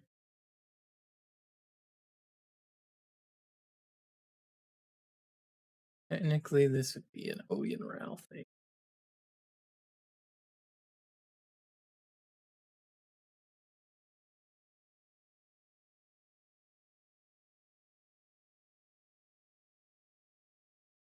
Wow.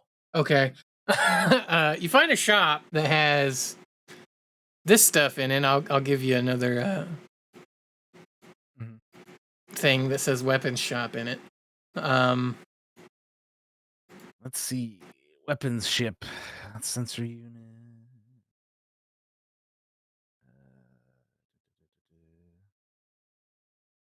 Okay. Lightning 22 ion grenade. This could be pretty handy. Mayhap. Renegade heavy blaster pistol. Boy. It even has a picture. It's a fake ass pistol. God damn. Right? It's a chunky KD one. 30 dissuader pistol. I like how it just says a Garrett. A Garrote. Yeah, I just happen to have this thing here you can choke the life out of somebody with. The go-to weapon for quiet assassinations from Millennium. An extremely simple and deceptively lethal weapon. Garrote is a length of cord or cable with a handle often attached at the end. The cable is wrapped around the target's throat and the handles are pulled tight at the back of the neck, cutting off air and either knocking out or suffocating the target. They're easy to conceal and can even be made in the field with readily available materials. Nice. What else we got here? The Enhanced sensor unit is pretty optics. cool. But that's 3,000 credits. I'm pretty sure you guys don't have. Yeah, for what, the sensor unit? Yeah, I was just looking at it. I was like, that's kind of neat. Yeah, it's cool, but yeah, I don't even have that many credits. Fucking 3,000, Jesus. Anyway, that's probably about all you're gonna get out of today's shopping. It's starting to get All right, to I the don't think I evening. will be buying anything from here. I don't know about you guys. All right. Anything on that weapons list for any of you guys that you want?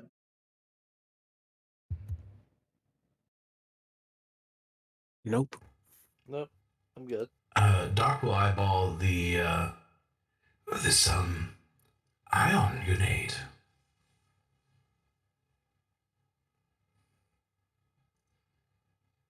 The shopkeep walks over to you and says, "Yes, Lightning 22 ion grenade." And you see he's a grizzled looking guy. All you need for your mechanical droid destroying needs. Yes, well, I'm quite interested. I will take it. I'll take one. One droid blowing up grenade, please. All right. He sells you the Lightning 22 ion grenade. Feel free to add that to your inventory. Actually, I wonder, can I drag this from this inventory to your inventory? I want to test this right now with your character sheet, Derper. Hang on. Never mind. It won't let me open Derper's character sheet for some reason. Yeah, I can't open up mine either. I can open Chippy for some random ass reason. Yeah, I can open up Chippy and I can open up the ship, but I can't open up my character. Let's refresh Foundry. Foundry might just be being whack. Yeah, because I had my sheet open earlier. Oh, Yeah, I don't know what happened. I had my sheet Maybe open earlier. the ship generator, or sorry, the shop generating may have made it bug. So. Oh no, shit's broken already? No. No, it's fine. We just refresh. I'm sure it'll fix itself. Oh, I disappeared. I'm not showing in the players anymore. I just see the shops. Yeah, same. I just refreshed. I see you guys. happening? What is happening? Oh wow, look at my actors. I don't see my character. Oh, there it is. I don't see my character sheet. I'm like, no. Oh, you have to click on the folder. Yeah, make sure you click on the Yep. players folder. Sorry. Yeah, I can't open my sheet, okay. but I But can open the Viper. you're still not opening. What I the can hell? Yeah, yeah, I can can't. see me, but I can't open it. Like I said, I Yeah. can open up Chippy and the Viper, but I can't open up my character's sheet. Weird. Weird. Let's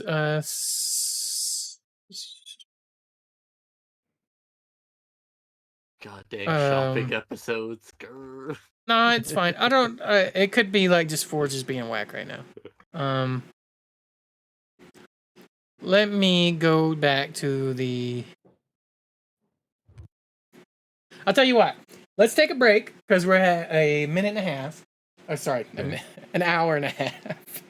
And we'll be right back after this, and I'll fix Forge, and that's fine because we're usually take a break by now anyway. So we'll be right back after this, guys. Don't go anywhere, and I will fix this for you.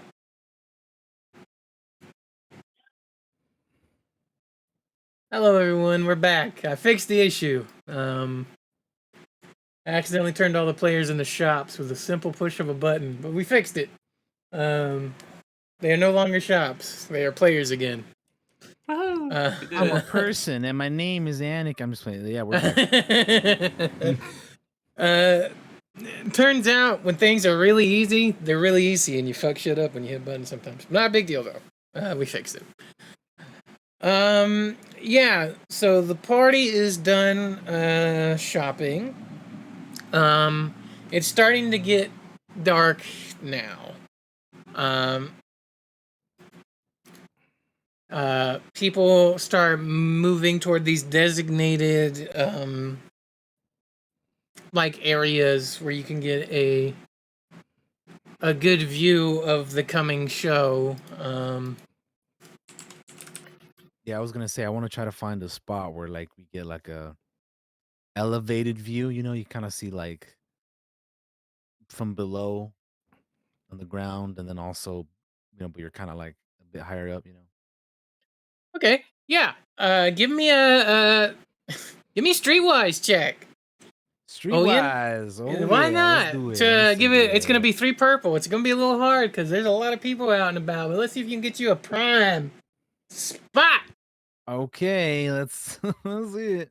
I know I'm screaming. Yeah, baby. Whoops, let me get the good dice thing up for you guys. Yeah, so you are able to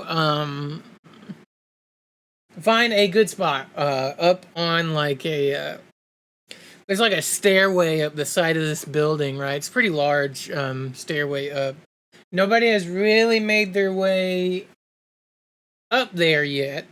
OYIN, and you're able to spot it before anybody else.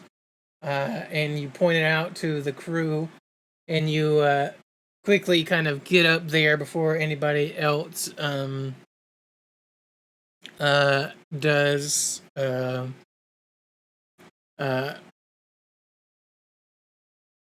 Yeah.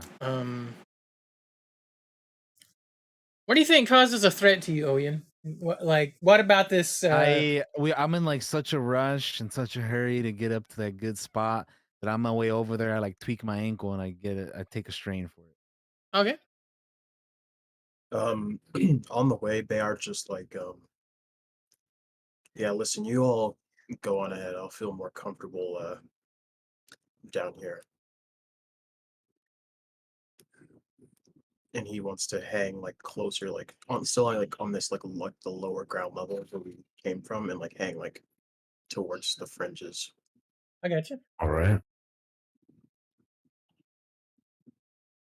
Yeah, so Bayard kind of takes up his spot. You all take up your spot right as like it really starts to get dark, and then you you hear the first like uh like rocket sounding uh whistle fly off into the sky and then explode in a dazzling display of blue and yellow colors. And for a moment, those of you that lived through the war and were soldiers, you can't help but feel that just tinge of anxiety with the sound until you are relieved as you realize that it is fireworks being shot off as the Festival of Light gets fully underway here. And there's, you know, a lot of the crowd, a lot of oohs and ahs as just the night sky is filled to the brim with colorful explosions like blue and yellow and red lighting up your faces in the sky. The display is quite an amazing thing to see. It is quite beautiful. And anybody, you all heal 2 strain if you are, if you've taken any strain in the past little bit, just because the light show kind of inspires you, with its dazzlement. Oh yeah, and as you look up into the light sky, what's going through your mind? You know, what's Oyen thinking about in this moment of beauty and for the Festival of Light? You know, He's just looking up and you know,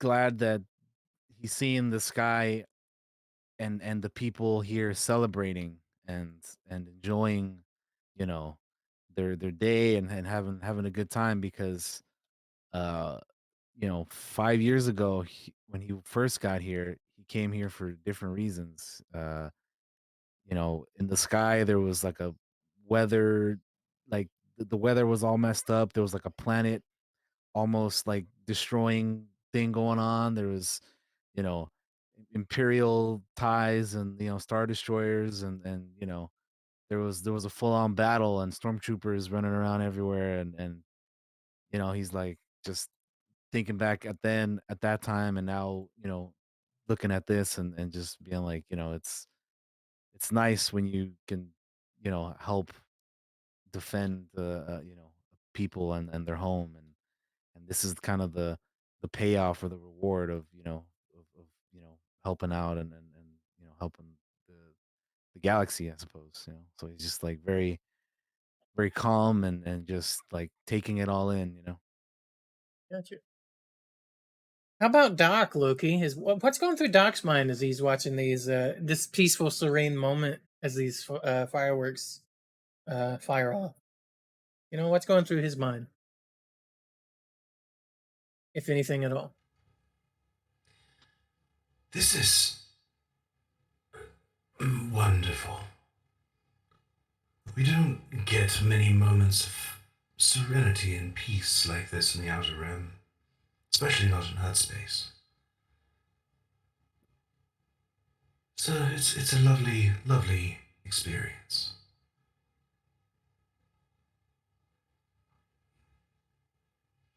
Oh, don't ask me why this reminded me of that, but and he'll reach out, you know, reach into behind his cloak and pull out the doctor's bag again, and open it up. It's like, since there's a non-zero chance that we might run into some trouble and need to do some crowd control, do any of you breathe unfiltered air on, you know, or do any of you have filtered breathing? Because if not, I have something that you might want to carry with you. And he produces a handful of what are clearly fabricated, not like store purchased rebreathers, and it just kind of holds them out so anybody that wants one can take one. Yeah. I'd be very concerned that he brought this up and we're in the middle of a crowd. It might get smoky. What? I'm not saying anything's going to happen, but if things go pear-shaped at any point in time, this today or any day, it'd be a good idea just to put this on. I don't need one. I have it's built in, but anybody that doesn't have that, probably a good thing to have. Yeah. As a Keldor, my character has to have a special mask anyway, so he's good. Probably take one just in case.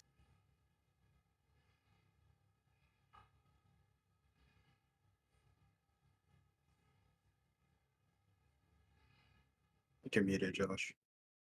Oh yeah. Sorry, I was just saying Markus took one. As well, kind of absent-mindedly. So just remember, I'm not. So just remember, if things pop off and we get in a fight, just pop that on. No reason, just better safe than sorry.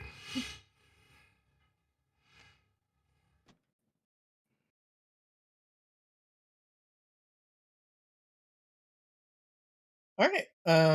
Okay. Jindy, what is going through your mind in this moment of serenity as these fireworks kind of explode? I mean, Doc's just giving you this mask that you could throw on if you needed to, but besides that, going back to the fireworks, what's kind of going through Jindy's mind in this moment of maybe self-reflection or celebration of when NABOO joined the Republic, if anything at all? I will say, definitely bringing back memories of home, how peaceful it is, like being on just the farm and stuff. Probably given that homesick feeling that eventually at some point she's done, she'll eventually go back home. But it brings back some joyful memories and some sadful ones too.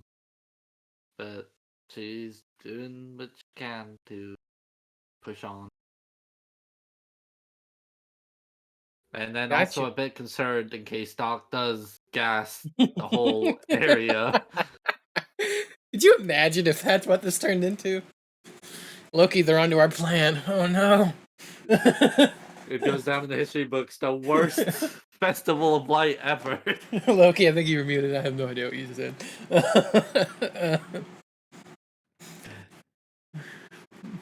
I have no idea why we would even suggest such a thing.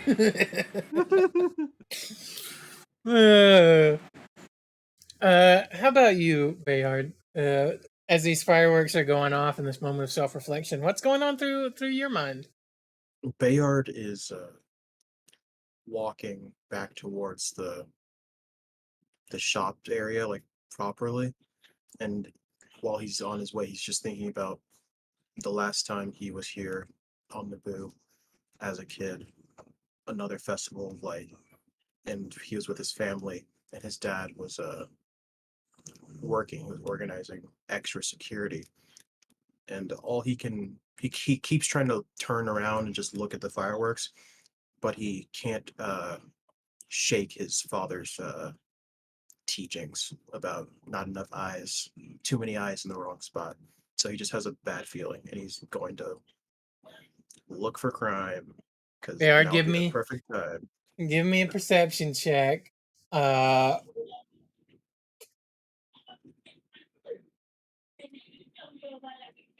It'll be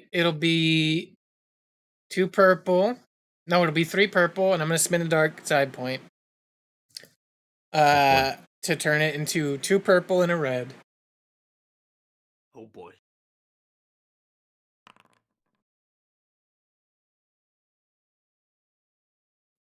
You do hate I'm to see gonna. that. You don't suffer a strain, but I'm just gonna make a note here. A note. No strain. I'm just making a note. Oh, yikes.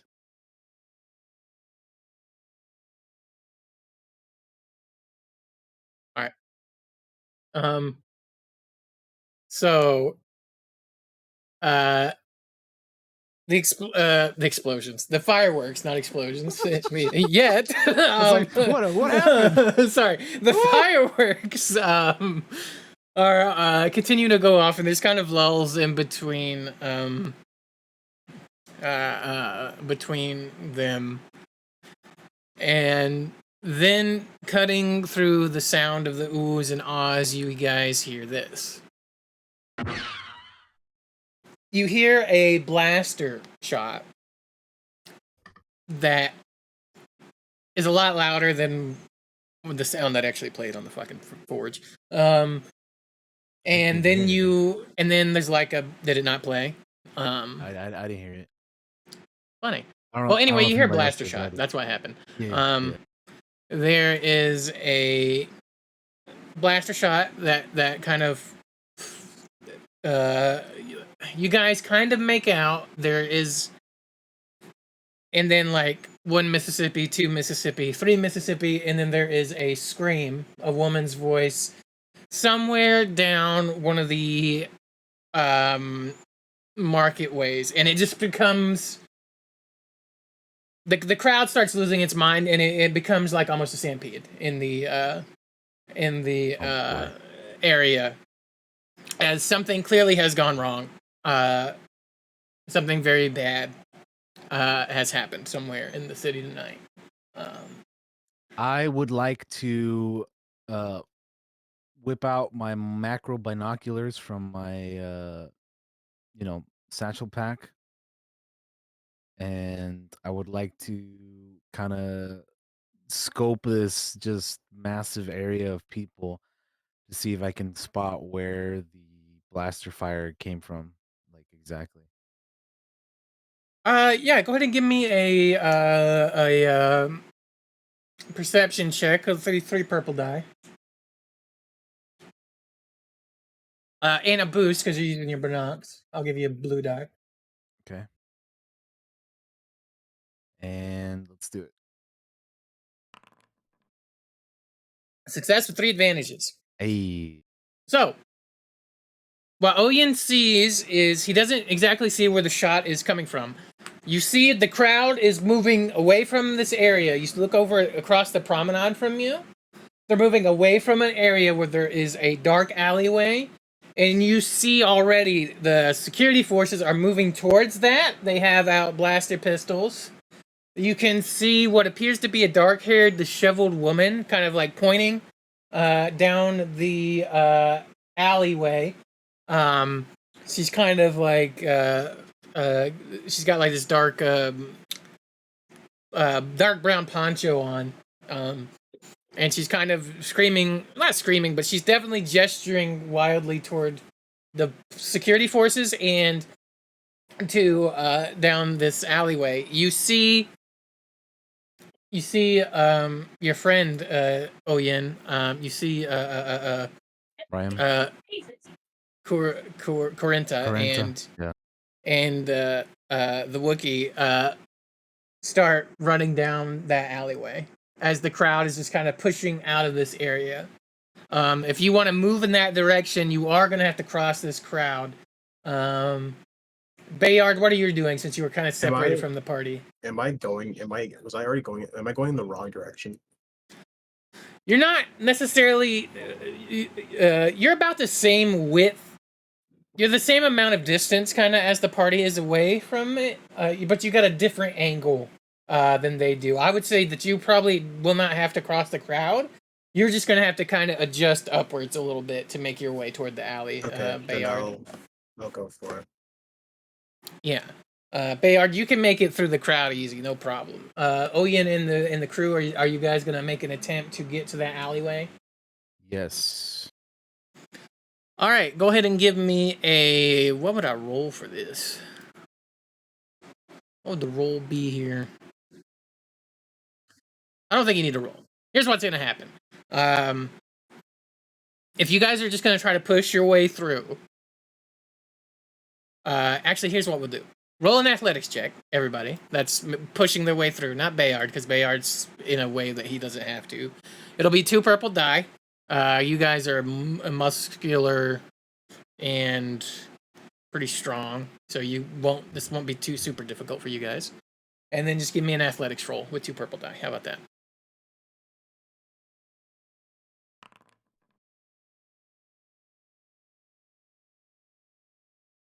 Yikes, Oyin.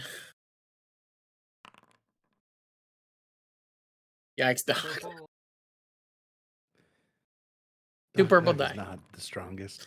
Holy shit! Okay. Well, we didn't make it to the alleyway, guys. There's a tight ass alleyway. There's just too many people, man. It's a madhouse. There are people clawing and grabbing at you and grabbing on your clothes and like pulling on you as you try to cross your way into this alley. It is just pure bedlam. Man, fucking the stream can't even see the rolls, man. But we all failed. My bad. Just so My you bad, know, guys. We all failed. My bad.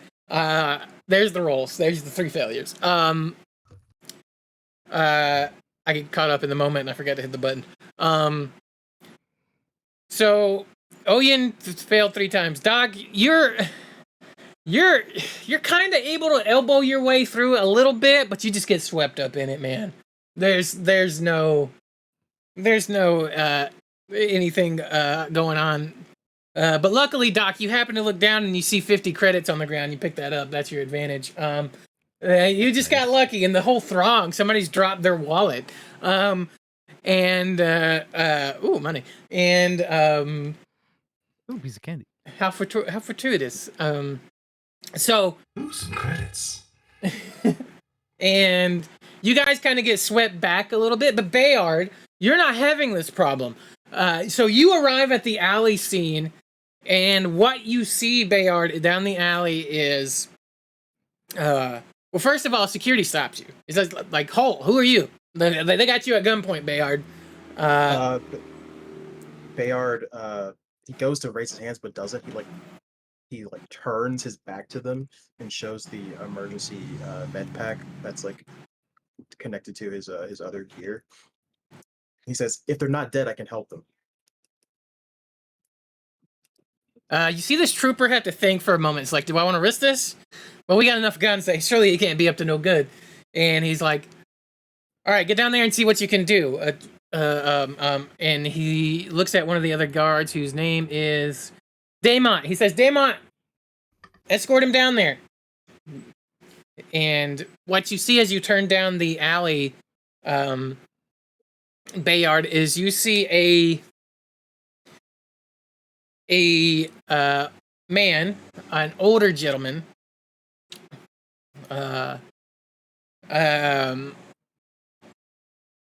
with where did I put down your description at? In here. You see a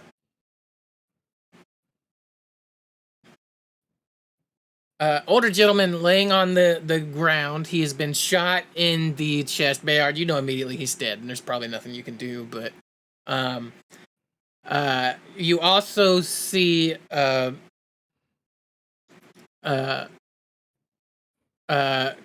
Corinta have a man dressed in really formal-looking clothes up against the wall, and he's cuffed, and he's like patting him down, searching him.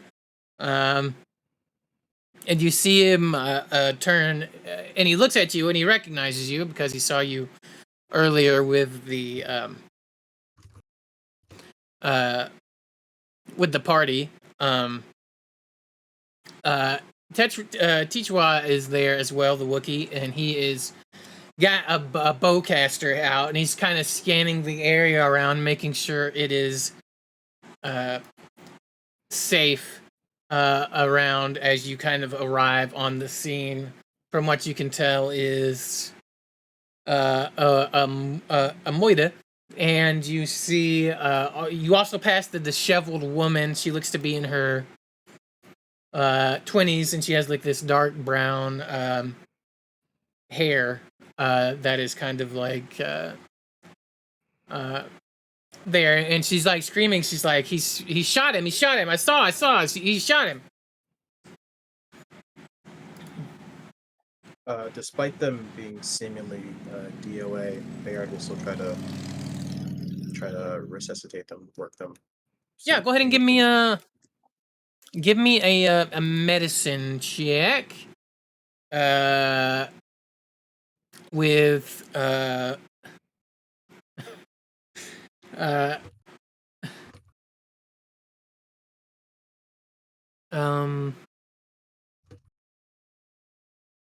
it'll be 4 purple dice, I believe. Yeah, like just to see if you can work on them. All right, 4 purple. Okay. You suffer a strain, but in the course of treating him, I mean, you can just tell he's expired. Like this was a precision shot. That he died probably instantly from it. He's gone. I can't do anything more.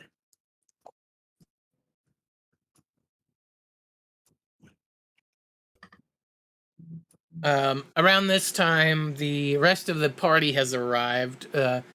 Actually, here's what happens. We flash back over to OYIN and the group over there. You guys managed to make your way to the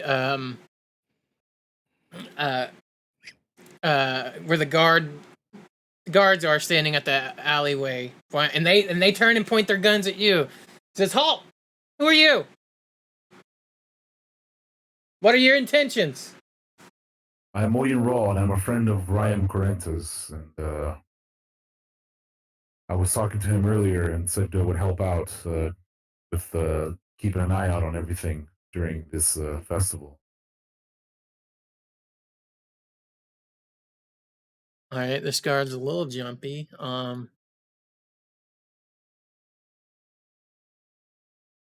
Is he here?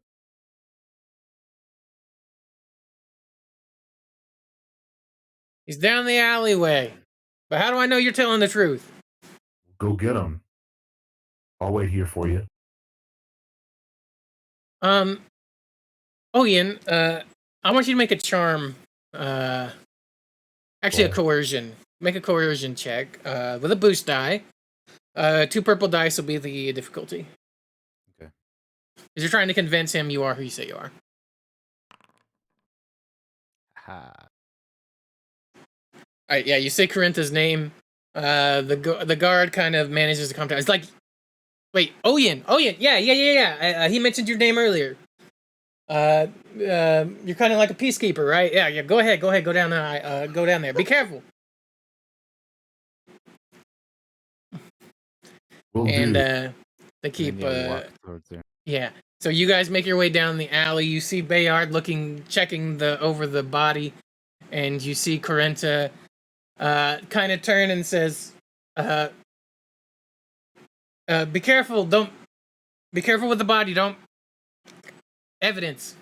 He says toward you, Bayard. "Try not to destroy anything if you can help it."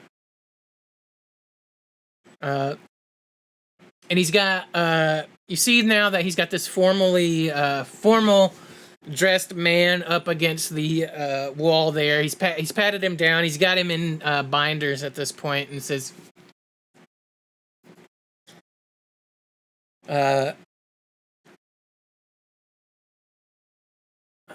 So why do you shoot this guy? "That's what I'm trying to figure out. Hugo, why'd you kill him?" And you look over, or he looks over at the body and says, "Oh yeah, and that's Tycho Loa. He's a member of a one of the political councils of the city that oversees some of the goings-ons in this area. And this is Hugo Laga. Hugo, why did you kill Tycho? Hugo looks over at him and his eyes are kind of wide. He's like, I didn't shoot anybody. And the woman screams, he did, I saw him, he's a liar.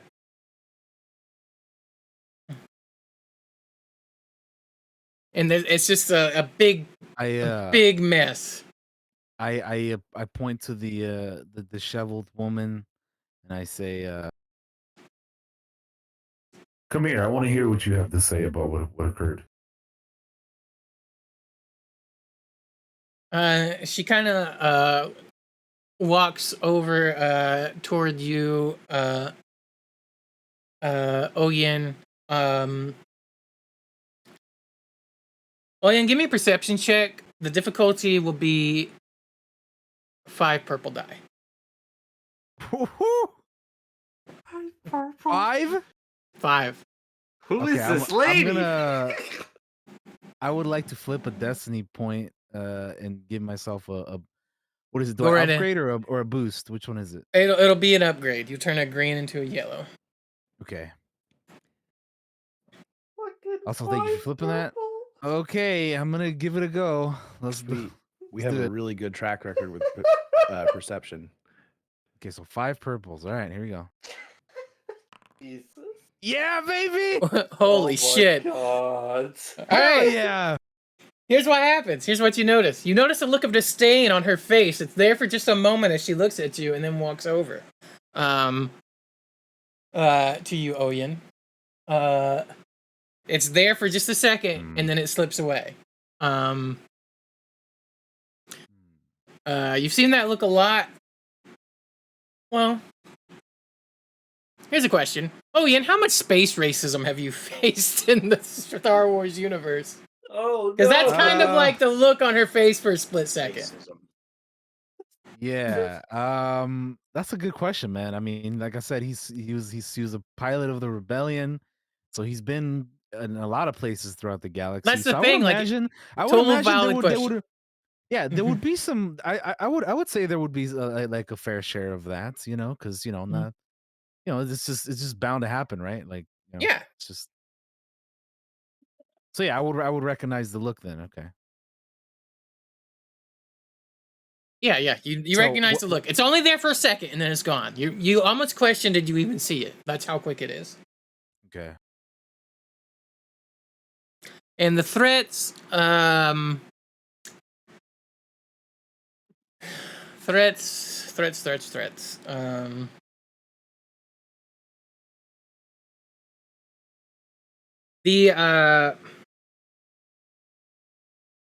So here's what the threat is. The threat is like the crowd has kind of started to push their way into the alleyway, and the guards are doing their best to try to calm them down and to keep them from it's just kind of spilled over. Like when this first started, the crowd was in such a rush to get away from this area of shots. Now enough people have crowded into this area that there's just no space left.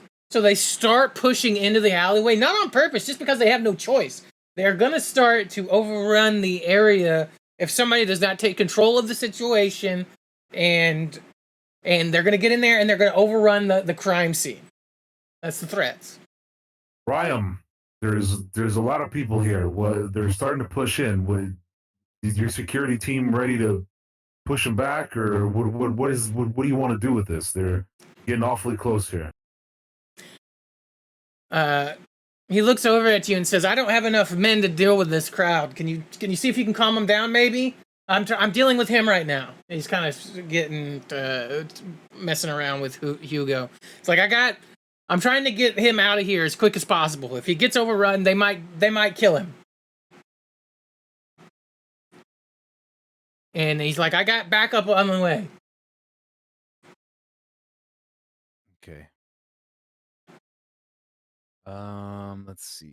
See if you can calm him down, Oyin.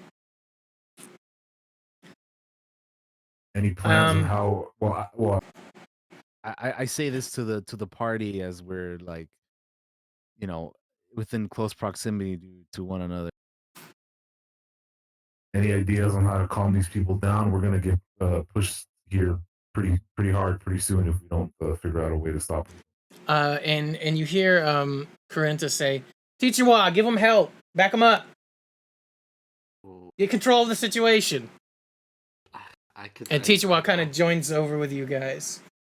I have one way in my head. Which is, Just throw some money. just bro. I just want to hear Teacher do a big Wookiee roar and just like calm these motherfuckers down. yeah, probably that, and How- then How calm do you want them? I knew No. this was gonna be a question too. I knew it. I was thinking it too. I was like, this is gonna come up, right? no, we're not gassing the people in the booth. Oh boy. I think we should hold off on. I think we should hold off on that. Hold Bayard. What do you suggest? While they're discussing this, Bayard, give me a perception. Actually, let me look here. What's his name? Is Oyin's old rebel friend gone yet? No, he's waiting for He's waiting for interrogating he's waiting for a the- paddy wagon, basically, at this point. He's Yeah, talking to Hugo, but he's waiting for like a backup in like the the equivalent of a Star Wars paddy wagon. Bayard's like, do you have an extra pair of binders? You're asking Carenta? Yes. Yeah, he's got Hugo up against the wall, and he's got him in like this, and he reaches into his like back. He's got like a pack in his back, and he kind of just reaches in, grabs it, and he tosses them to you, Bayard. An extra pair. Bayard, give me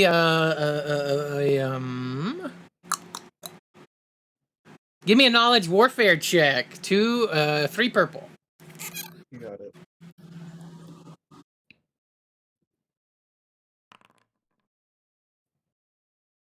Ooh, yeah. That's a scorching blast mark. You can definitely tell that about this body. He definitely got shot in the chest. So yeah, we flash back to the other group. Oyin, what are you doing? What are you and the crew doing to calm this crowd that's starting to crush in on you?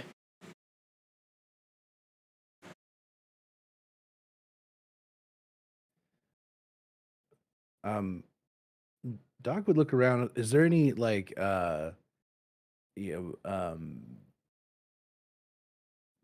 traffic gates or security anything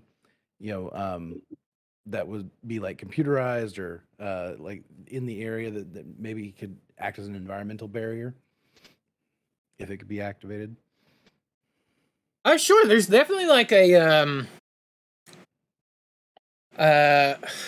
what would the correct word be? So down in the ground, there are like security gates that you could activate and come up to kind of like slow down the crowd kind of crushing in on the area. If you want to make a computers check to kind of activate them, you certainly can. It'll be 2 purple die. You could do a computers or a mechanics. Either of those would probably work here.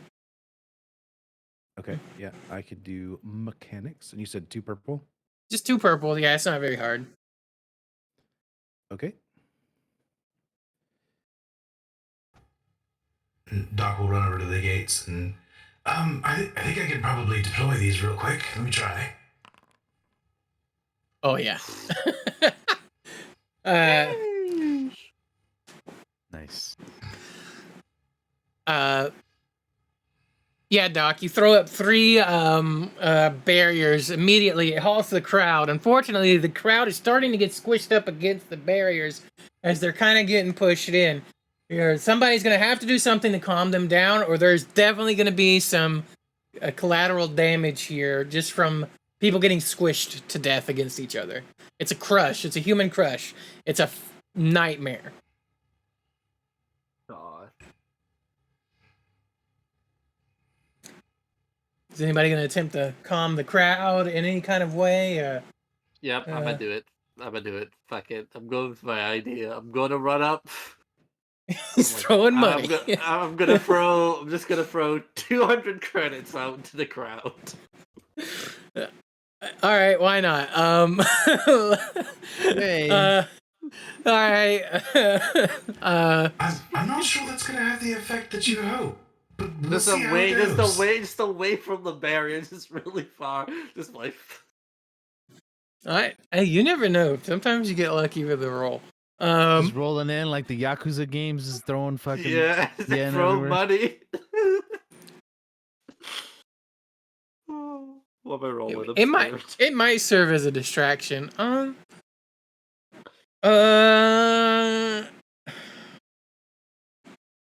don't know what this would be. It'll probably be. It'll probably be like it's probably cunning. It'll probably be a streetwise maybe check. I could see that working. You're not really negotiating. You're not trying to charm. You're not trying to be a leader. Yeah, let's just call it streetwise. It's gonna be. I'm not trying to do you dirty, Derper, but the odds of this working are very slim, so I'm gonna make it 4 purple dice. I'm gonna spend a light side to make it myself a yellow. Go ahead. I'll pop it for you. I don't want to look. Yeah, you don't know. You might get lucky. Look at Oyin's roll. I'm not looking. May the force be with us, please. No. Well, you got a triumph though. Oh my God, how am I going to interpret this? They don't kill each other for the credits. That is true. They don't kill each other for the credits, so they got that going for you. They probably oh no. 4 threats. The threats are one of the barriers starts to crack and just breaks. As the crowd starts to push in even harder, there's a rush for the money. There's just a rush for the money. Unfortunately, there's just a rush for it, and one of the barrier breaks from it. The good news is nobody's dead yet. That's your triumph. And the 4 threats is this threat's not over. They're still coming. Somebody's gonna have to do something to stop them. Cyber throw tennis and Cyber just throw money or just shoot in the air and be like, hey. The Wookiee's name is Tichua, right? Tichua, yeah. Bayard, he's walking towards the crowd and he says, Tichua, can you come with me, please? Yeah, and Tichua, he's not nervous, but there's definitely like he's prepared for like some heavy duty shit to go down. He kind of growls, not growls. He kind of gives you an affirmative, a little affirmative bark / growl. Do that? You got a good roar in you to get their attention. He nods. I'm not roaring for you guys on stream because it'd be terrible. you don't have like a Chewy sound effect or something you can play? I don't right now.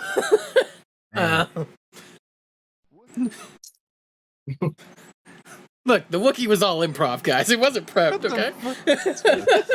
Did I just hear the spirit of truth? What was that? Yes. Because that Discord soundboard stuff. There it is. Oh, yeah, I forgot I have a soundboard in this chat. I was like, where the hell did that come from, dude? Sorry, we're distracted. Yes, he's got a good roar in him. So yeah, Bayard will ask him to roar, and then Bayard will try to talk to calm down the crowd. Yeah, give me a second here. I gotta get some stats for this Wookiee roar.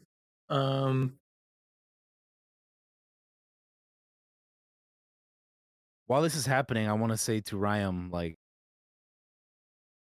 Where's that backup, man? They're starting to push in here real close. They're getting closer. One of the barriers just broke.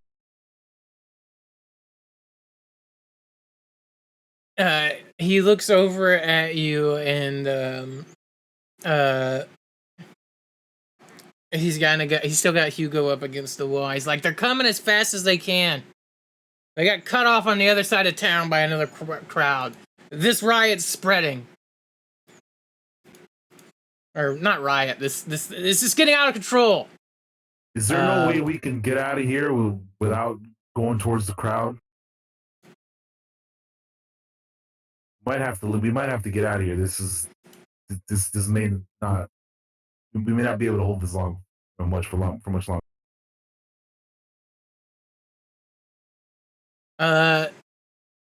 Yeah.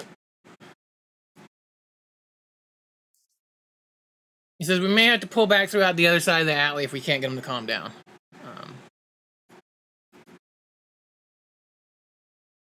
We might have to do that. All right. Back to Bayard and Tichiwa.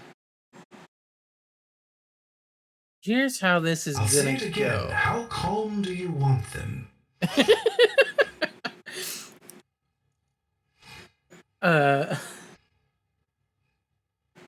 Tichiwa's gonna let out a big, loud roar. Hopefully this plays and it's the right sound effect.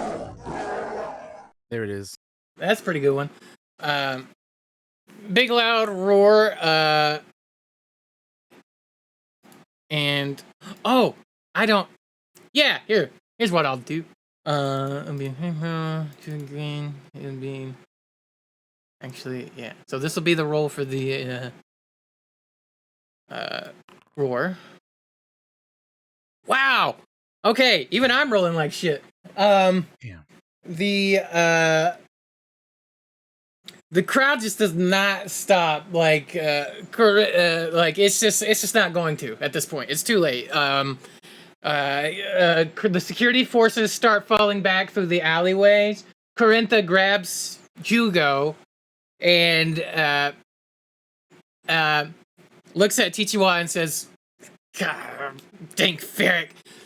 Grab the body at the very least. And Tichiwa runs over and grabs the murdered body has been shot, and you, the party, Tichiwa, Corintha, the disheveled woman, and all the security guards. I want to bring her with us because I don't want to leave her behind. Yeah, all of y'all are just all grab a hold of each other. Also, and while start this is happening, pulling back out of the alleyway. Mm-hmm. I want to pull out my blaster pistol and just like hold it up in the air, and I'm like, if anybody follows us, and I just take a shot, up in the air. All right, I'm gonna flip a dark side point. Oh boy. OYIN, your shot in the air does not help the crowd calm down at all, and in fact makes them more nervous, scared, panicky. They start pushing in the alleyway faster as you guys pull out of the alleyway and are making your way around the corner. They're not coming for you. That's not what's happening. What's happening is they are just scared and they are pushing in to that alleyway and are just crushing each other. There's definitely going to be some deaths that come out of this, unfortunately. You guys, fortunately, are able to get around the corner just as the space paddy wagon pulls up, and you are all able to load Hugo onto the space transport, jail transport. That's the word I'm looking for. And lock him up. Reinforcements do arrive eventually. And it is a combination of security forces, Royal NABOO security forces, all the military is there, basically arrives and it becomes a whole not we're not abusing the crowd. We are trying to get the crowd to break up and break apart and to move into other parts of the city. The crime scene is completely contaminated at this point. And unless you guys want to take an action, the rest of the night for you is going to be getting the crowd to disperse, and managing medical for the wounded in the city. So, do any of you have any other actions you want to take at this time? The disheveled woman is still there. If you want to take a minute to try to talk to her, that's possible. While the other security is moving around. Bayard suggests that she should be inviters.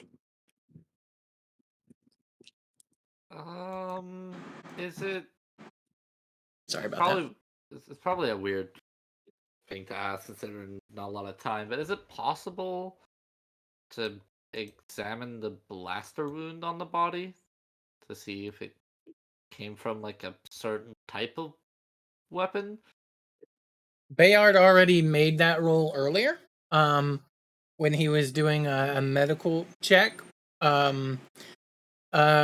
Unfortunately, after moving the body and everything being kind of disheveled in the way it was, any evidence of that will probably have been destroyed.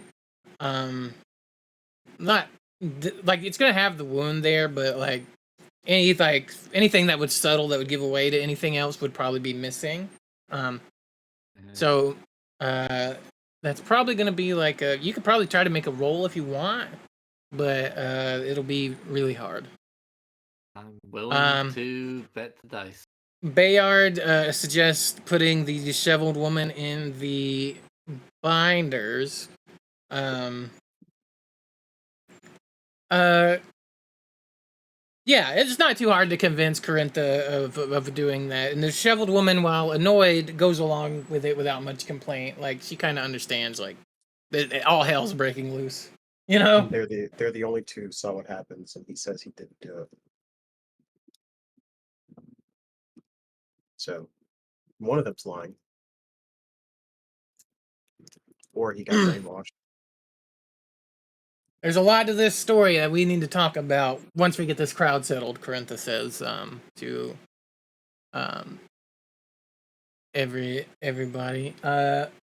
Jindy wants to make a roll to check the body. Jindy, give me a...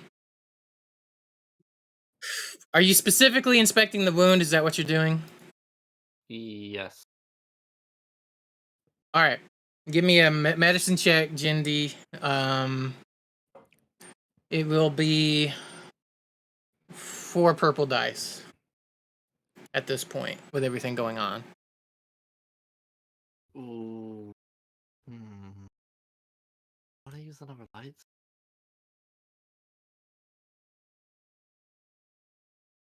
Yeah, I'll use the light side.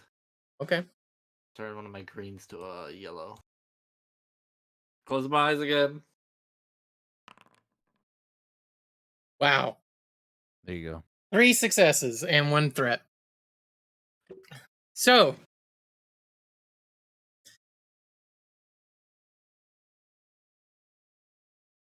let's see what you get.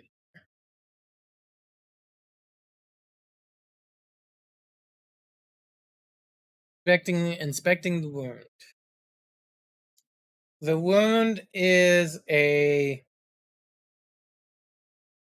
probably a medium range shot. You can tell that from the wound. So it wasn't really up close and it wasn't super far away. It was about a medium range shot inflicted on the body.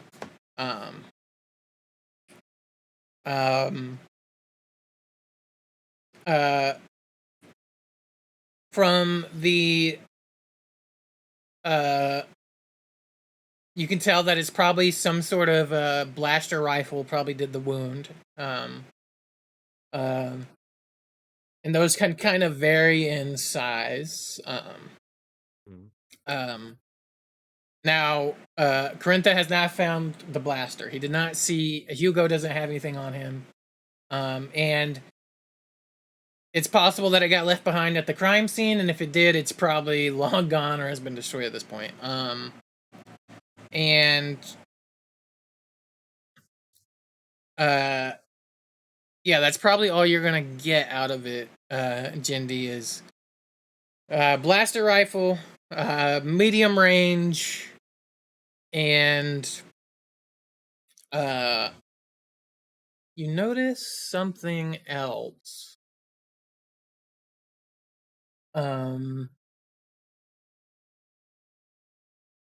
There is a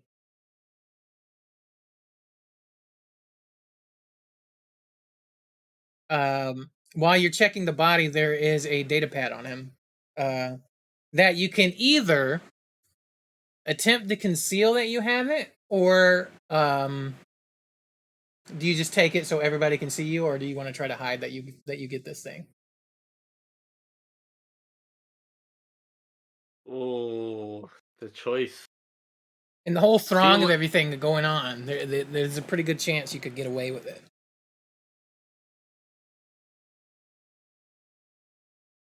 God. Oh, Jesus. You barely put me in a pickle. I don't know what to choose. I'm not telling you what to do. I'm just saying this is an option. You don't have to do. I'm gonna say Kind of like while you were searching around the wound area, you felt a data pad near it, and it may have something on it. Who knows? I'm gonna say I will take the data pad, but I won't tell anyone. Not gonna tell anybody? Nope. All right, let's see if anybody sees you. That's the real thing. Give me a. Now, normally this would be sleight of hand, but this could be either a skullduggery, or stealth. Roll.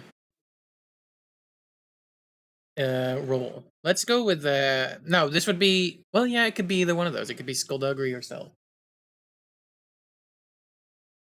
In theory, it's streetwise. So there's a lot going on. Everybody's kind of losing their minds a little bit. It's small. 2 purple die. I'll give it 2 purple die. Difficulty. Dang it. Not looking. You successfully hide the data pad, and nobody, even your party members, don't know you have it. Cool. I'll add that to my equipment. Data pad from a dead body. Yep. Definitely be doing some information on later. Okay. After the if nobody else has anything they want to do throughout the night, what happens is you're eventually able to disperse the crowd. It takes a long time, and by the time it's over, you are all exhausted. You all suffer 3 strain, just from a night of just a lot of checking. There are about 5 deaths that happened during the night that were unintentional, not murders. They just got caught up in the crush, and just, people die when those things happen. Bayard, you are able to render aid to many people throughout the night, so you're really exhausted throughout the night. And once that's all kind of settled, Corintha is exhausted, but he asks you, Oyin, do you guys need somewhere to stay, to get some rest after this insanity that has been, Oyin? I'll be honest, I wasn't expecting anything that just happened this last night. It's supposed to be a time of celebration, Who was? We don't really have a place to stay at aside from my ship back at the docking bay. So if you have somewhere, that would be nice. He's like, listen, I can put you up in the security bunks.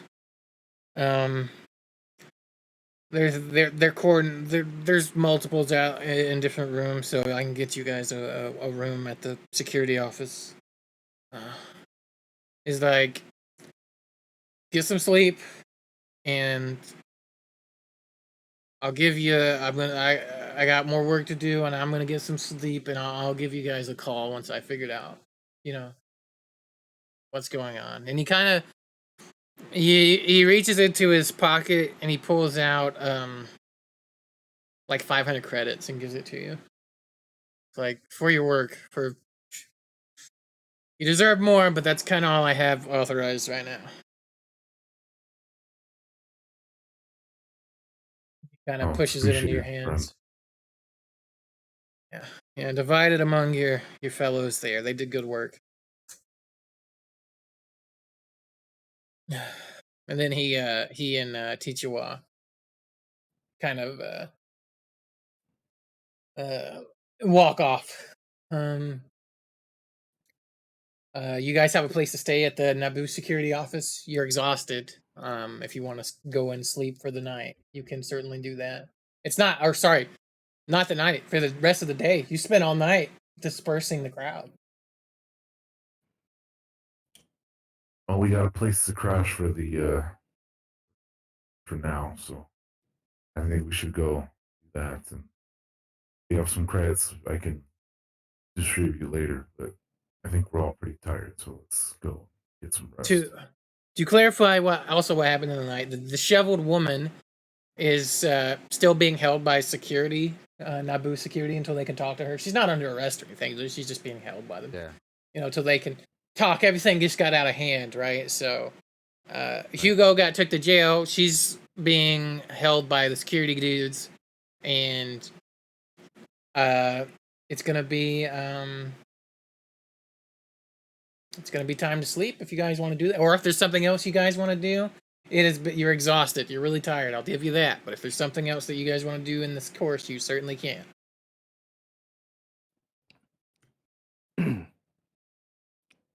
Just for the record, I think Doc would be with Bayard, probably rendering medical assistance. I got you. Yeah. Patching people up. Yeah, if that's something you guys want to talk about, like, how did you help disperse the crowd in the night? Like, or what actions did you take to aid any kind of any person out there? Or any at all? Bayard, Doc, you were rendering aid to injured. How about you, OYIN or Jeudy? I was assisting Ryam when like trying to get everybody secure and where they needed, like, contain kind of the area to the you know the jail and all that, and just have the lady, the lady, and then the guy who's accused of murder, and secure, so nobody kind of got in the way and tried to do any sneaky shit along the way. Got it. Jindy, how did you help in the night? If you helped at all, like, were you just throwing out handfuls of credits everywhere and it's causing mayhem, or? I was just trying to cause another distraction elsewhere, away from the barrier. But She was digging through the dumpsters looking for scrap. Yep, I I was looking for scrap. I'm probably going to be invested in this data pad, trying to see what's on it. Yeah. Did you check on that in the night while you were out? Is that what you did? Yes, that's what I'm going to be doing. Checking that data pad. All right. Give me So you boot up the data pad, and it is security locked. So you're gonna have to give a check to see if you can unlock it. Okay. This will be I believe a computer's check. Because my brain is like slicing, but slicing is not a skill in this game. It is computers, I believe. So it will be you can. Yep. Go ahead. You can do a slicing if you have a slicing tool using your computer skill. I do not have a slicing tool action.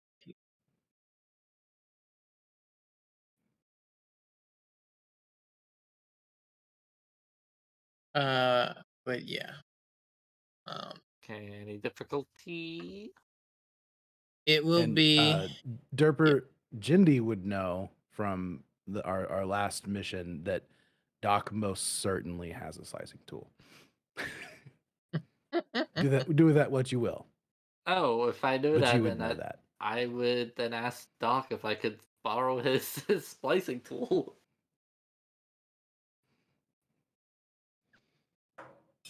Takes off his arm. It's like it's the whole arm. Like what? Here you go. Borrow my slicing tool. I mean, I'm certainly pleased to help in any way that I can.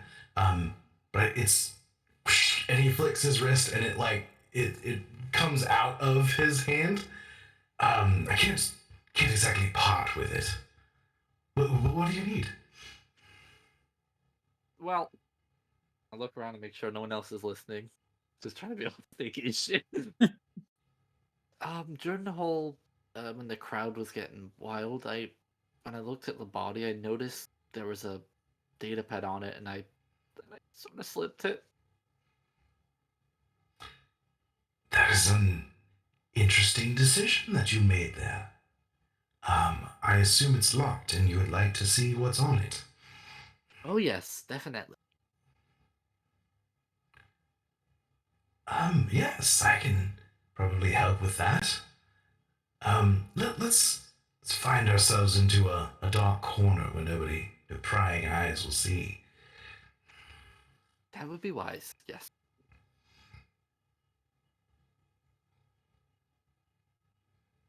Okay, this is good. Uh, let me get my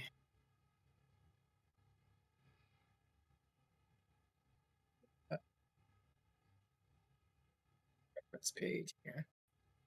That's not what I want. Here's what I want.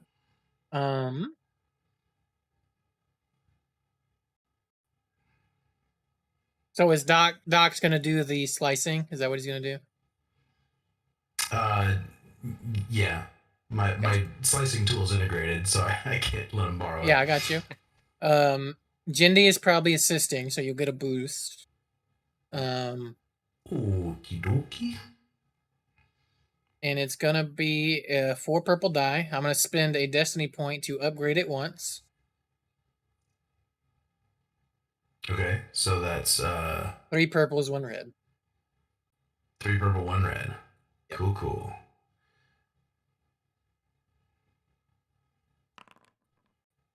Oof. Jesus Christ. Gee, dang. You destroyed that roll. Okay. Nice. Here's what you get. You find a manifest for medical supplies. You find a list of political people. Not that unusual. You find... Now this is interesting. A manifest for mechanical part deliveries every month. You find a list of... God, why'd you have to roll so well? I have to give you all this shit. A list of political donations received. Give me a... Give me a...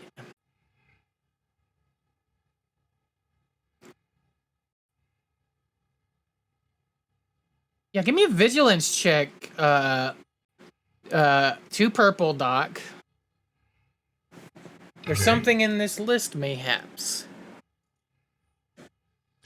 2 purple, vigilance. Yes. Alright. Ooh. Unfortunately, you do not see this thing. I was gonna say, could I also roll since it's both of us looking at it? Once a roll has kind of already happened, Okay. Yeah, I should have. it's kind of too late. However, I'll let you roll again with an assist because it does make sense that Jindy is there and looking. So if you want to roll that again, Doc, I'll let you, and I'll give you get a boost die. With a boost, okay. Yeah, for Jindy also So- punching. We're huddled over this data pad. Yeah, like sorting for- through everything. Alright. We're just on the train together watching. Damn. Fuck. Advantage though. All right. Yeah. Wait, advantage. Yeah, with your advantage, you see a recurring donation for 10,000 credits a month. Unfortunately, it appears when you sliced the data pad, something got messed up, and the name next to it, unfortunately, is degraded. So you can't see who's making these donations, but there's some recurring 10,000 credits a month donations going on here. Now, how many things was that? I gave you medical supplies, political people, political donations received. Oh, and manifest for mechanical parts. Okay. Yeah. That's all you get out of that slice. There. Definitely some stuff on here. Not really necessarily that unusual. Like, a manifest for medical supplies makes sense. They were bringing some in, you know. List of political persons. He's a political guy. So that might not be that unusual. A 10,000 credits a month donation on repeat, though, is a little suspicious. Little suspicious. But yeah, that's what you get out of the slice. It's an awful lot of money going back and forth here, especially from a recurring donor. I don't know enough about politics to know if that's above board or not, but it's something. It's interesting. Yeah, that is odd. Just wonder. Guess we don't know I guess we don't know much about the gangs and stuff here on NABOO, but that is. I think maybe they have someone in their pocket.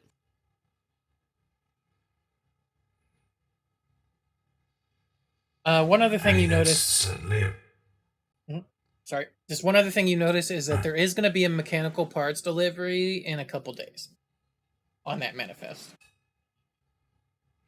I forgot to give you that info.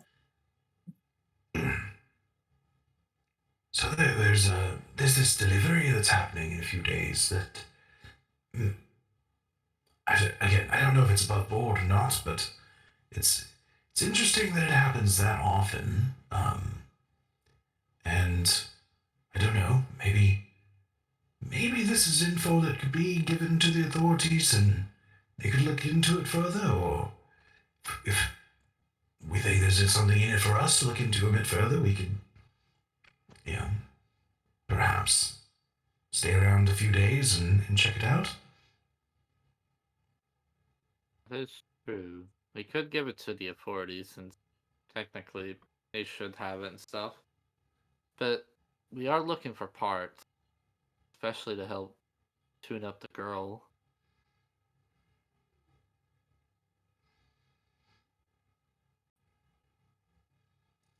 Okay. So that's the info that you got out of the data pad throughout the course of the evening. Now it is the next day. You guys have a place to stay and sleep, if you so choose.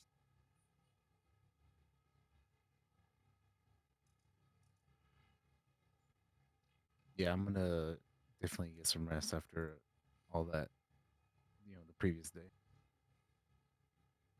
Okay. I assume everybody's gonna go to sleep. Yeah. So you all get some rest. Not a day doesn't pass or anything, but you all get some much deserved sleep. I'd say you probably sleep most of the morning and a good chunk of the day. You probably wake up in the afternoon time. Um. Uh. Uh. Uh. uh, uh sorry, brain fart. Brain is dying. Riom Corintha is walks into the uh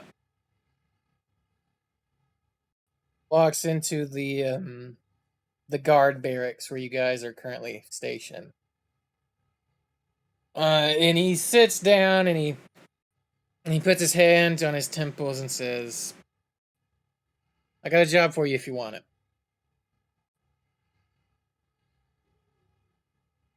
What's the job? I need you guys to look into this murder and investigate everything you can about this. Because Hugo Laga, that's the man they arrested last night, is on the same political council as Tycho Loa. And they have been butting heads for a while. Hugo has accused Tycho in the past of being an former Imperial sympathizer. And they have come to blows quite often. Now, it seems a little convenient to me that... Oh, maybe it's not that convenient, as he thinks about it in a minute. That there's a shot, Tycho winds up dead, and Hugo is in the area. When you look at it, it seems like an open and shut case. My superiors think it's an open and shut case of murder. But I'm not so sure on that. So what I want you to do is investigate it for me. I'll pay you 3,000 credits. Okay. Sounds like a plan. Deal. Sure. Keep it we'll help keep out. it quiet and be careful. Do we have any help from any of your guys? Maybe Tichua or some of the other dudes? If you need Or are they help, too busy? give it a call, but right now they're too busy. That's not to say they won't help you if you need it, but they can't necessarily help in the investigation at the moment. We need to Sure. kind of be a little bit away from it. We don't want to draw attention to it. If this was a setup, which it very well could be, I don't put it past anybody to set up. Politics are quite dangerous, as you know. I don't put it past anybody to it to be a setup. They might be watching the security forces, but they won't be watching you. Now, Padma Jade is in custody right now. She's not being arrested or charged with anything. She was just a witness. But if you want to talk to her, that is certainly something that you can do. That is the disheveled woman is who he's implying here. Padma Jade. There's also some security footage that you might want to take a look at. You know? See if you can find a murder weapon, anything like that. The odds of you finding it are low. That place got kind of worked over by that crowd last night, but anything. Prove him guilty, prove him innocent, investigate what's going on, because I feel like in my bones there is more going on here than meets the eye. And I think would you agree do with too. that. Yeah, I would agree with that, especially saying as how the crowd was last night. Something's off. That crowd got a little too rowdy. And look, But yeah, do what we can. I don't want you to think that just because Tycho is accused of being an Imperial sympathizer doesn't make him one, or that he deserved necessarily to die either. So, treat it like any murder. All right? Don't let any personal biases get in the way of that. He knows I you have a won't, but he's got to say it because it's, I Yeah. have to say it. What are we going to say, Toast? I have a question. This Padma Jade, as you said, the witness's name is. Yes. Do you know where where her residence is, if she has one? Yeah, she has a place over on, he names some street. She is a native NABOO, a human. She She's not an off-worlder, is what I'm saying. She lives here. I keep saying native, and when I think native, I think of a Gungan. She's not a Gungan. she's a human being that is from Naboo that lives here. Which, speaking of Gungans, I'm surprised we haven't run into any all the time we've been here. You know? I mean, they're around. They're just not. Well, of course, yeah. We just haven't interacted with any of them. You know? Yeah. That was the dead body. The dead body's a Gungan. You know what? Unfortunately, there was a small Gungan child. That would be terrible. That is not. Small Gungan child. No, this is Star Wars. We're not that dark, guys. This is a D&D. No. But yeah, she does have a residence over on a street that he just names randomly. You can go check it. That's where she's currently living at, where she's been living at for years at this point, I believe. He says. One last question, actually. Seeing as we're not locals and you seem to know that they were both on the same council, do you have a list of those other counselors? Yeah, sure, I can get that for you. I'll have it transferred to your data pad as soon as I can.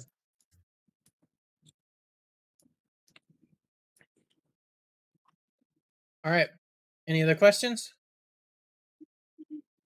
No, I just think it would be a good idea to check this over the security footage and maybe kind of talk with Padma here and maybe see if we can start figuring this out, because I'm sure there's a lot to this than it seems.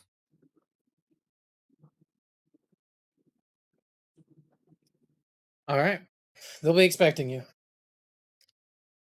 And with that, I think that is where we're going to end today's session. So we started off slow, but damn did we get hot. Man, that fucking festival, dude. Oh my god, it just got worse and worse. God dang it. I blame Foundry. The last thing that happens. That escalated quickly. The very last thing that happens is we switch to a scene of just a chair that is somebody is sitting in, that you can't see who it is. They're just sitting there and they're rocking back and forth. And that is where we're going to end today's session. Thank you to my lovely players for playing this lovely game with me. Shout out to all of you guys. I hope you had fun. XP 15 for 3 hours of playtime. Derper, you get an extra 5 for a triumph. Did anybody else roll triumphs?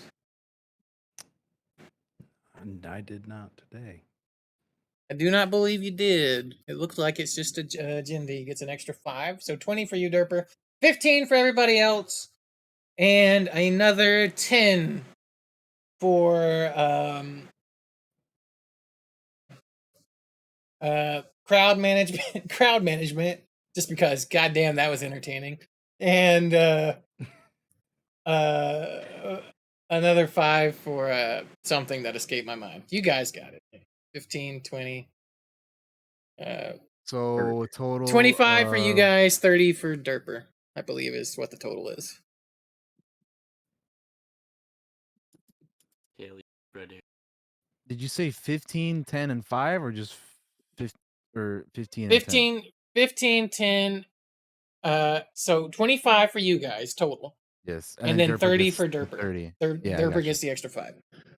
For rolling a triumph. I give a little extra XP for those crits because they're fun. And it kind of incentivizes you to spend destiny points to get yellows, and you might get a chance at a triumph. Also, Ryam gave me 500 credits, was that right? Yes, he gave you 500 credits. Okay, so there's how many of us are there? There's 5, or yeah, right? There's 5. 5 Markus, without right? with Bigfoot, yeah. Yeah, so I guess we all get 100 then. Yep, if you want to divide that up, you certainly can. Doc found some credits in the crowd. That was pretty funny. I wonder whose credits they are. Derper lost credits because he threw credits to the crowd. Anyways, We'll have let's do our to, let's do our shout outs and wrap this some bitch up. yeah. Shout out to my players, guys. Hope you had fun. I definitely had fun. And I will continue to have fun for as long as we are playing this. If you're watching this, guys, I'm a dice maker. I run 902 Dice Creations. So I'm getting back into dice making. In fact, I have a set of dice right here, already made. And painted. I just Ooh. have not put them on the shop yet because I'm lazy. And I have more coming. So check out my Etsy shop, 902 Dice Creations. Very easy. Also check out the Josh 902 Twitch channel where I do a podcast with DT3 called the Clockwork Cantina Podcast. We talk about all the gaming news, television news, movie news from the past week, as well as we usually have a topic every week. We just talked about all the stuff we saw at Star Wars Celebration that came out of there. The next one's going to be Crouching Tiger, Hidden Dragon, which I watched earlier today. We'll be talking about that. That'll be this upcoming show. That's on Mondays at 3 p.m. Eastern, 12 p.m. Pacific, usually. Sometimes it gets moved. Yeah. Follow us on all the Twitters, Heroes and Fables Twitter. Make sure to follow this channel. If you're watching this on YouTube, subscribe and like and all that. All the sellout shit. That's my big long spiel. Thank you to my players. You're awesome. I love you. Well, I'm going to throw her over to DT. DT, shout outs.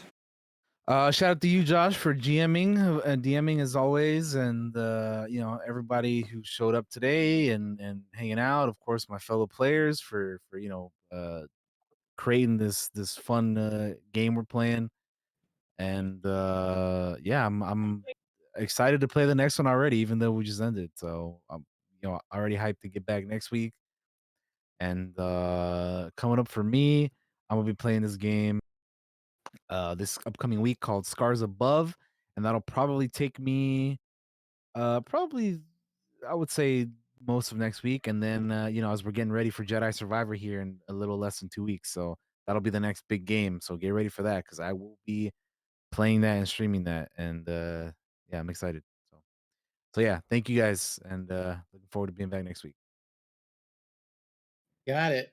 All right, Derper, shout outs, my friend. What do you got? Well, obviously to you, awesome friend, awesome GM, and everyone who could make it here, because that was fun.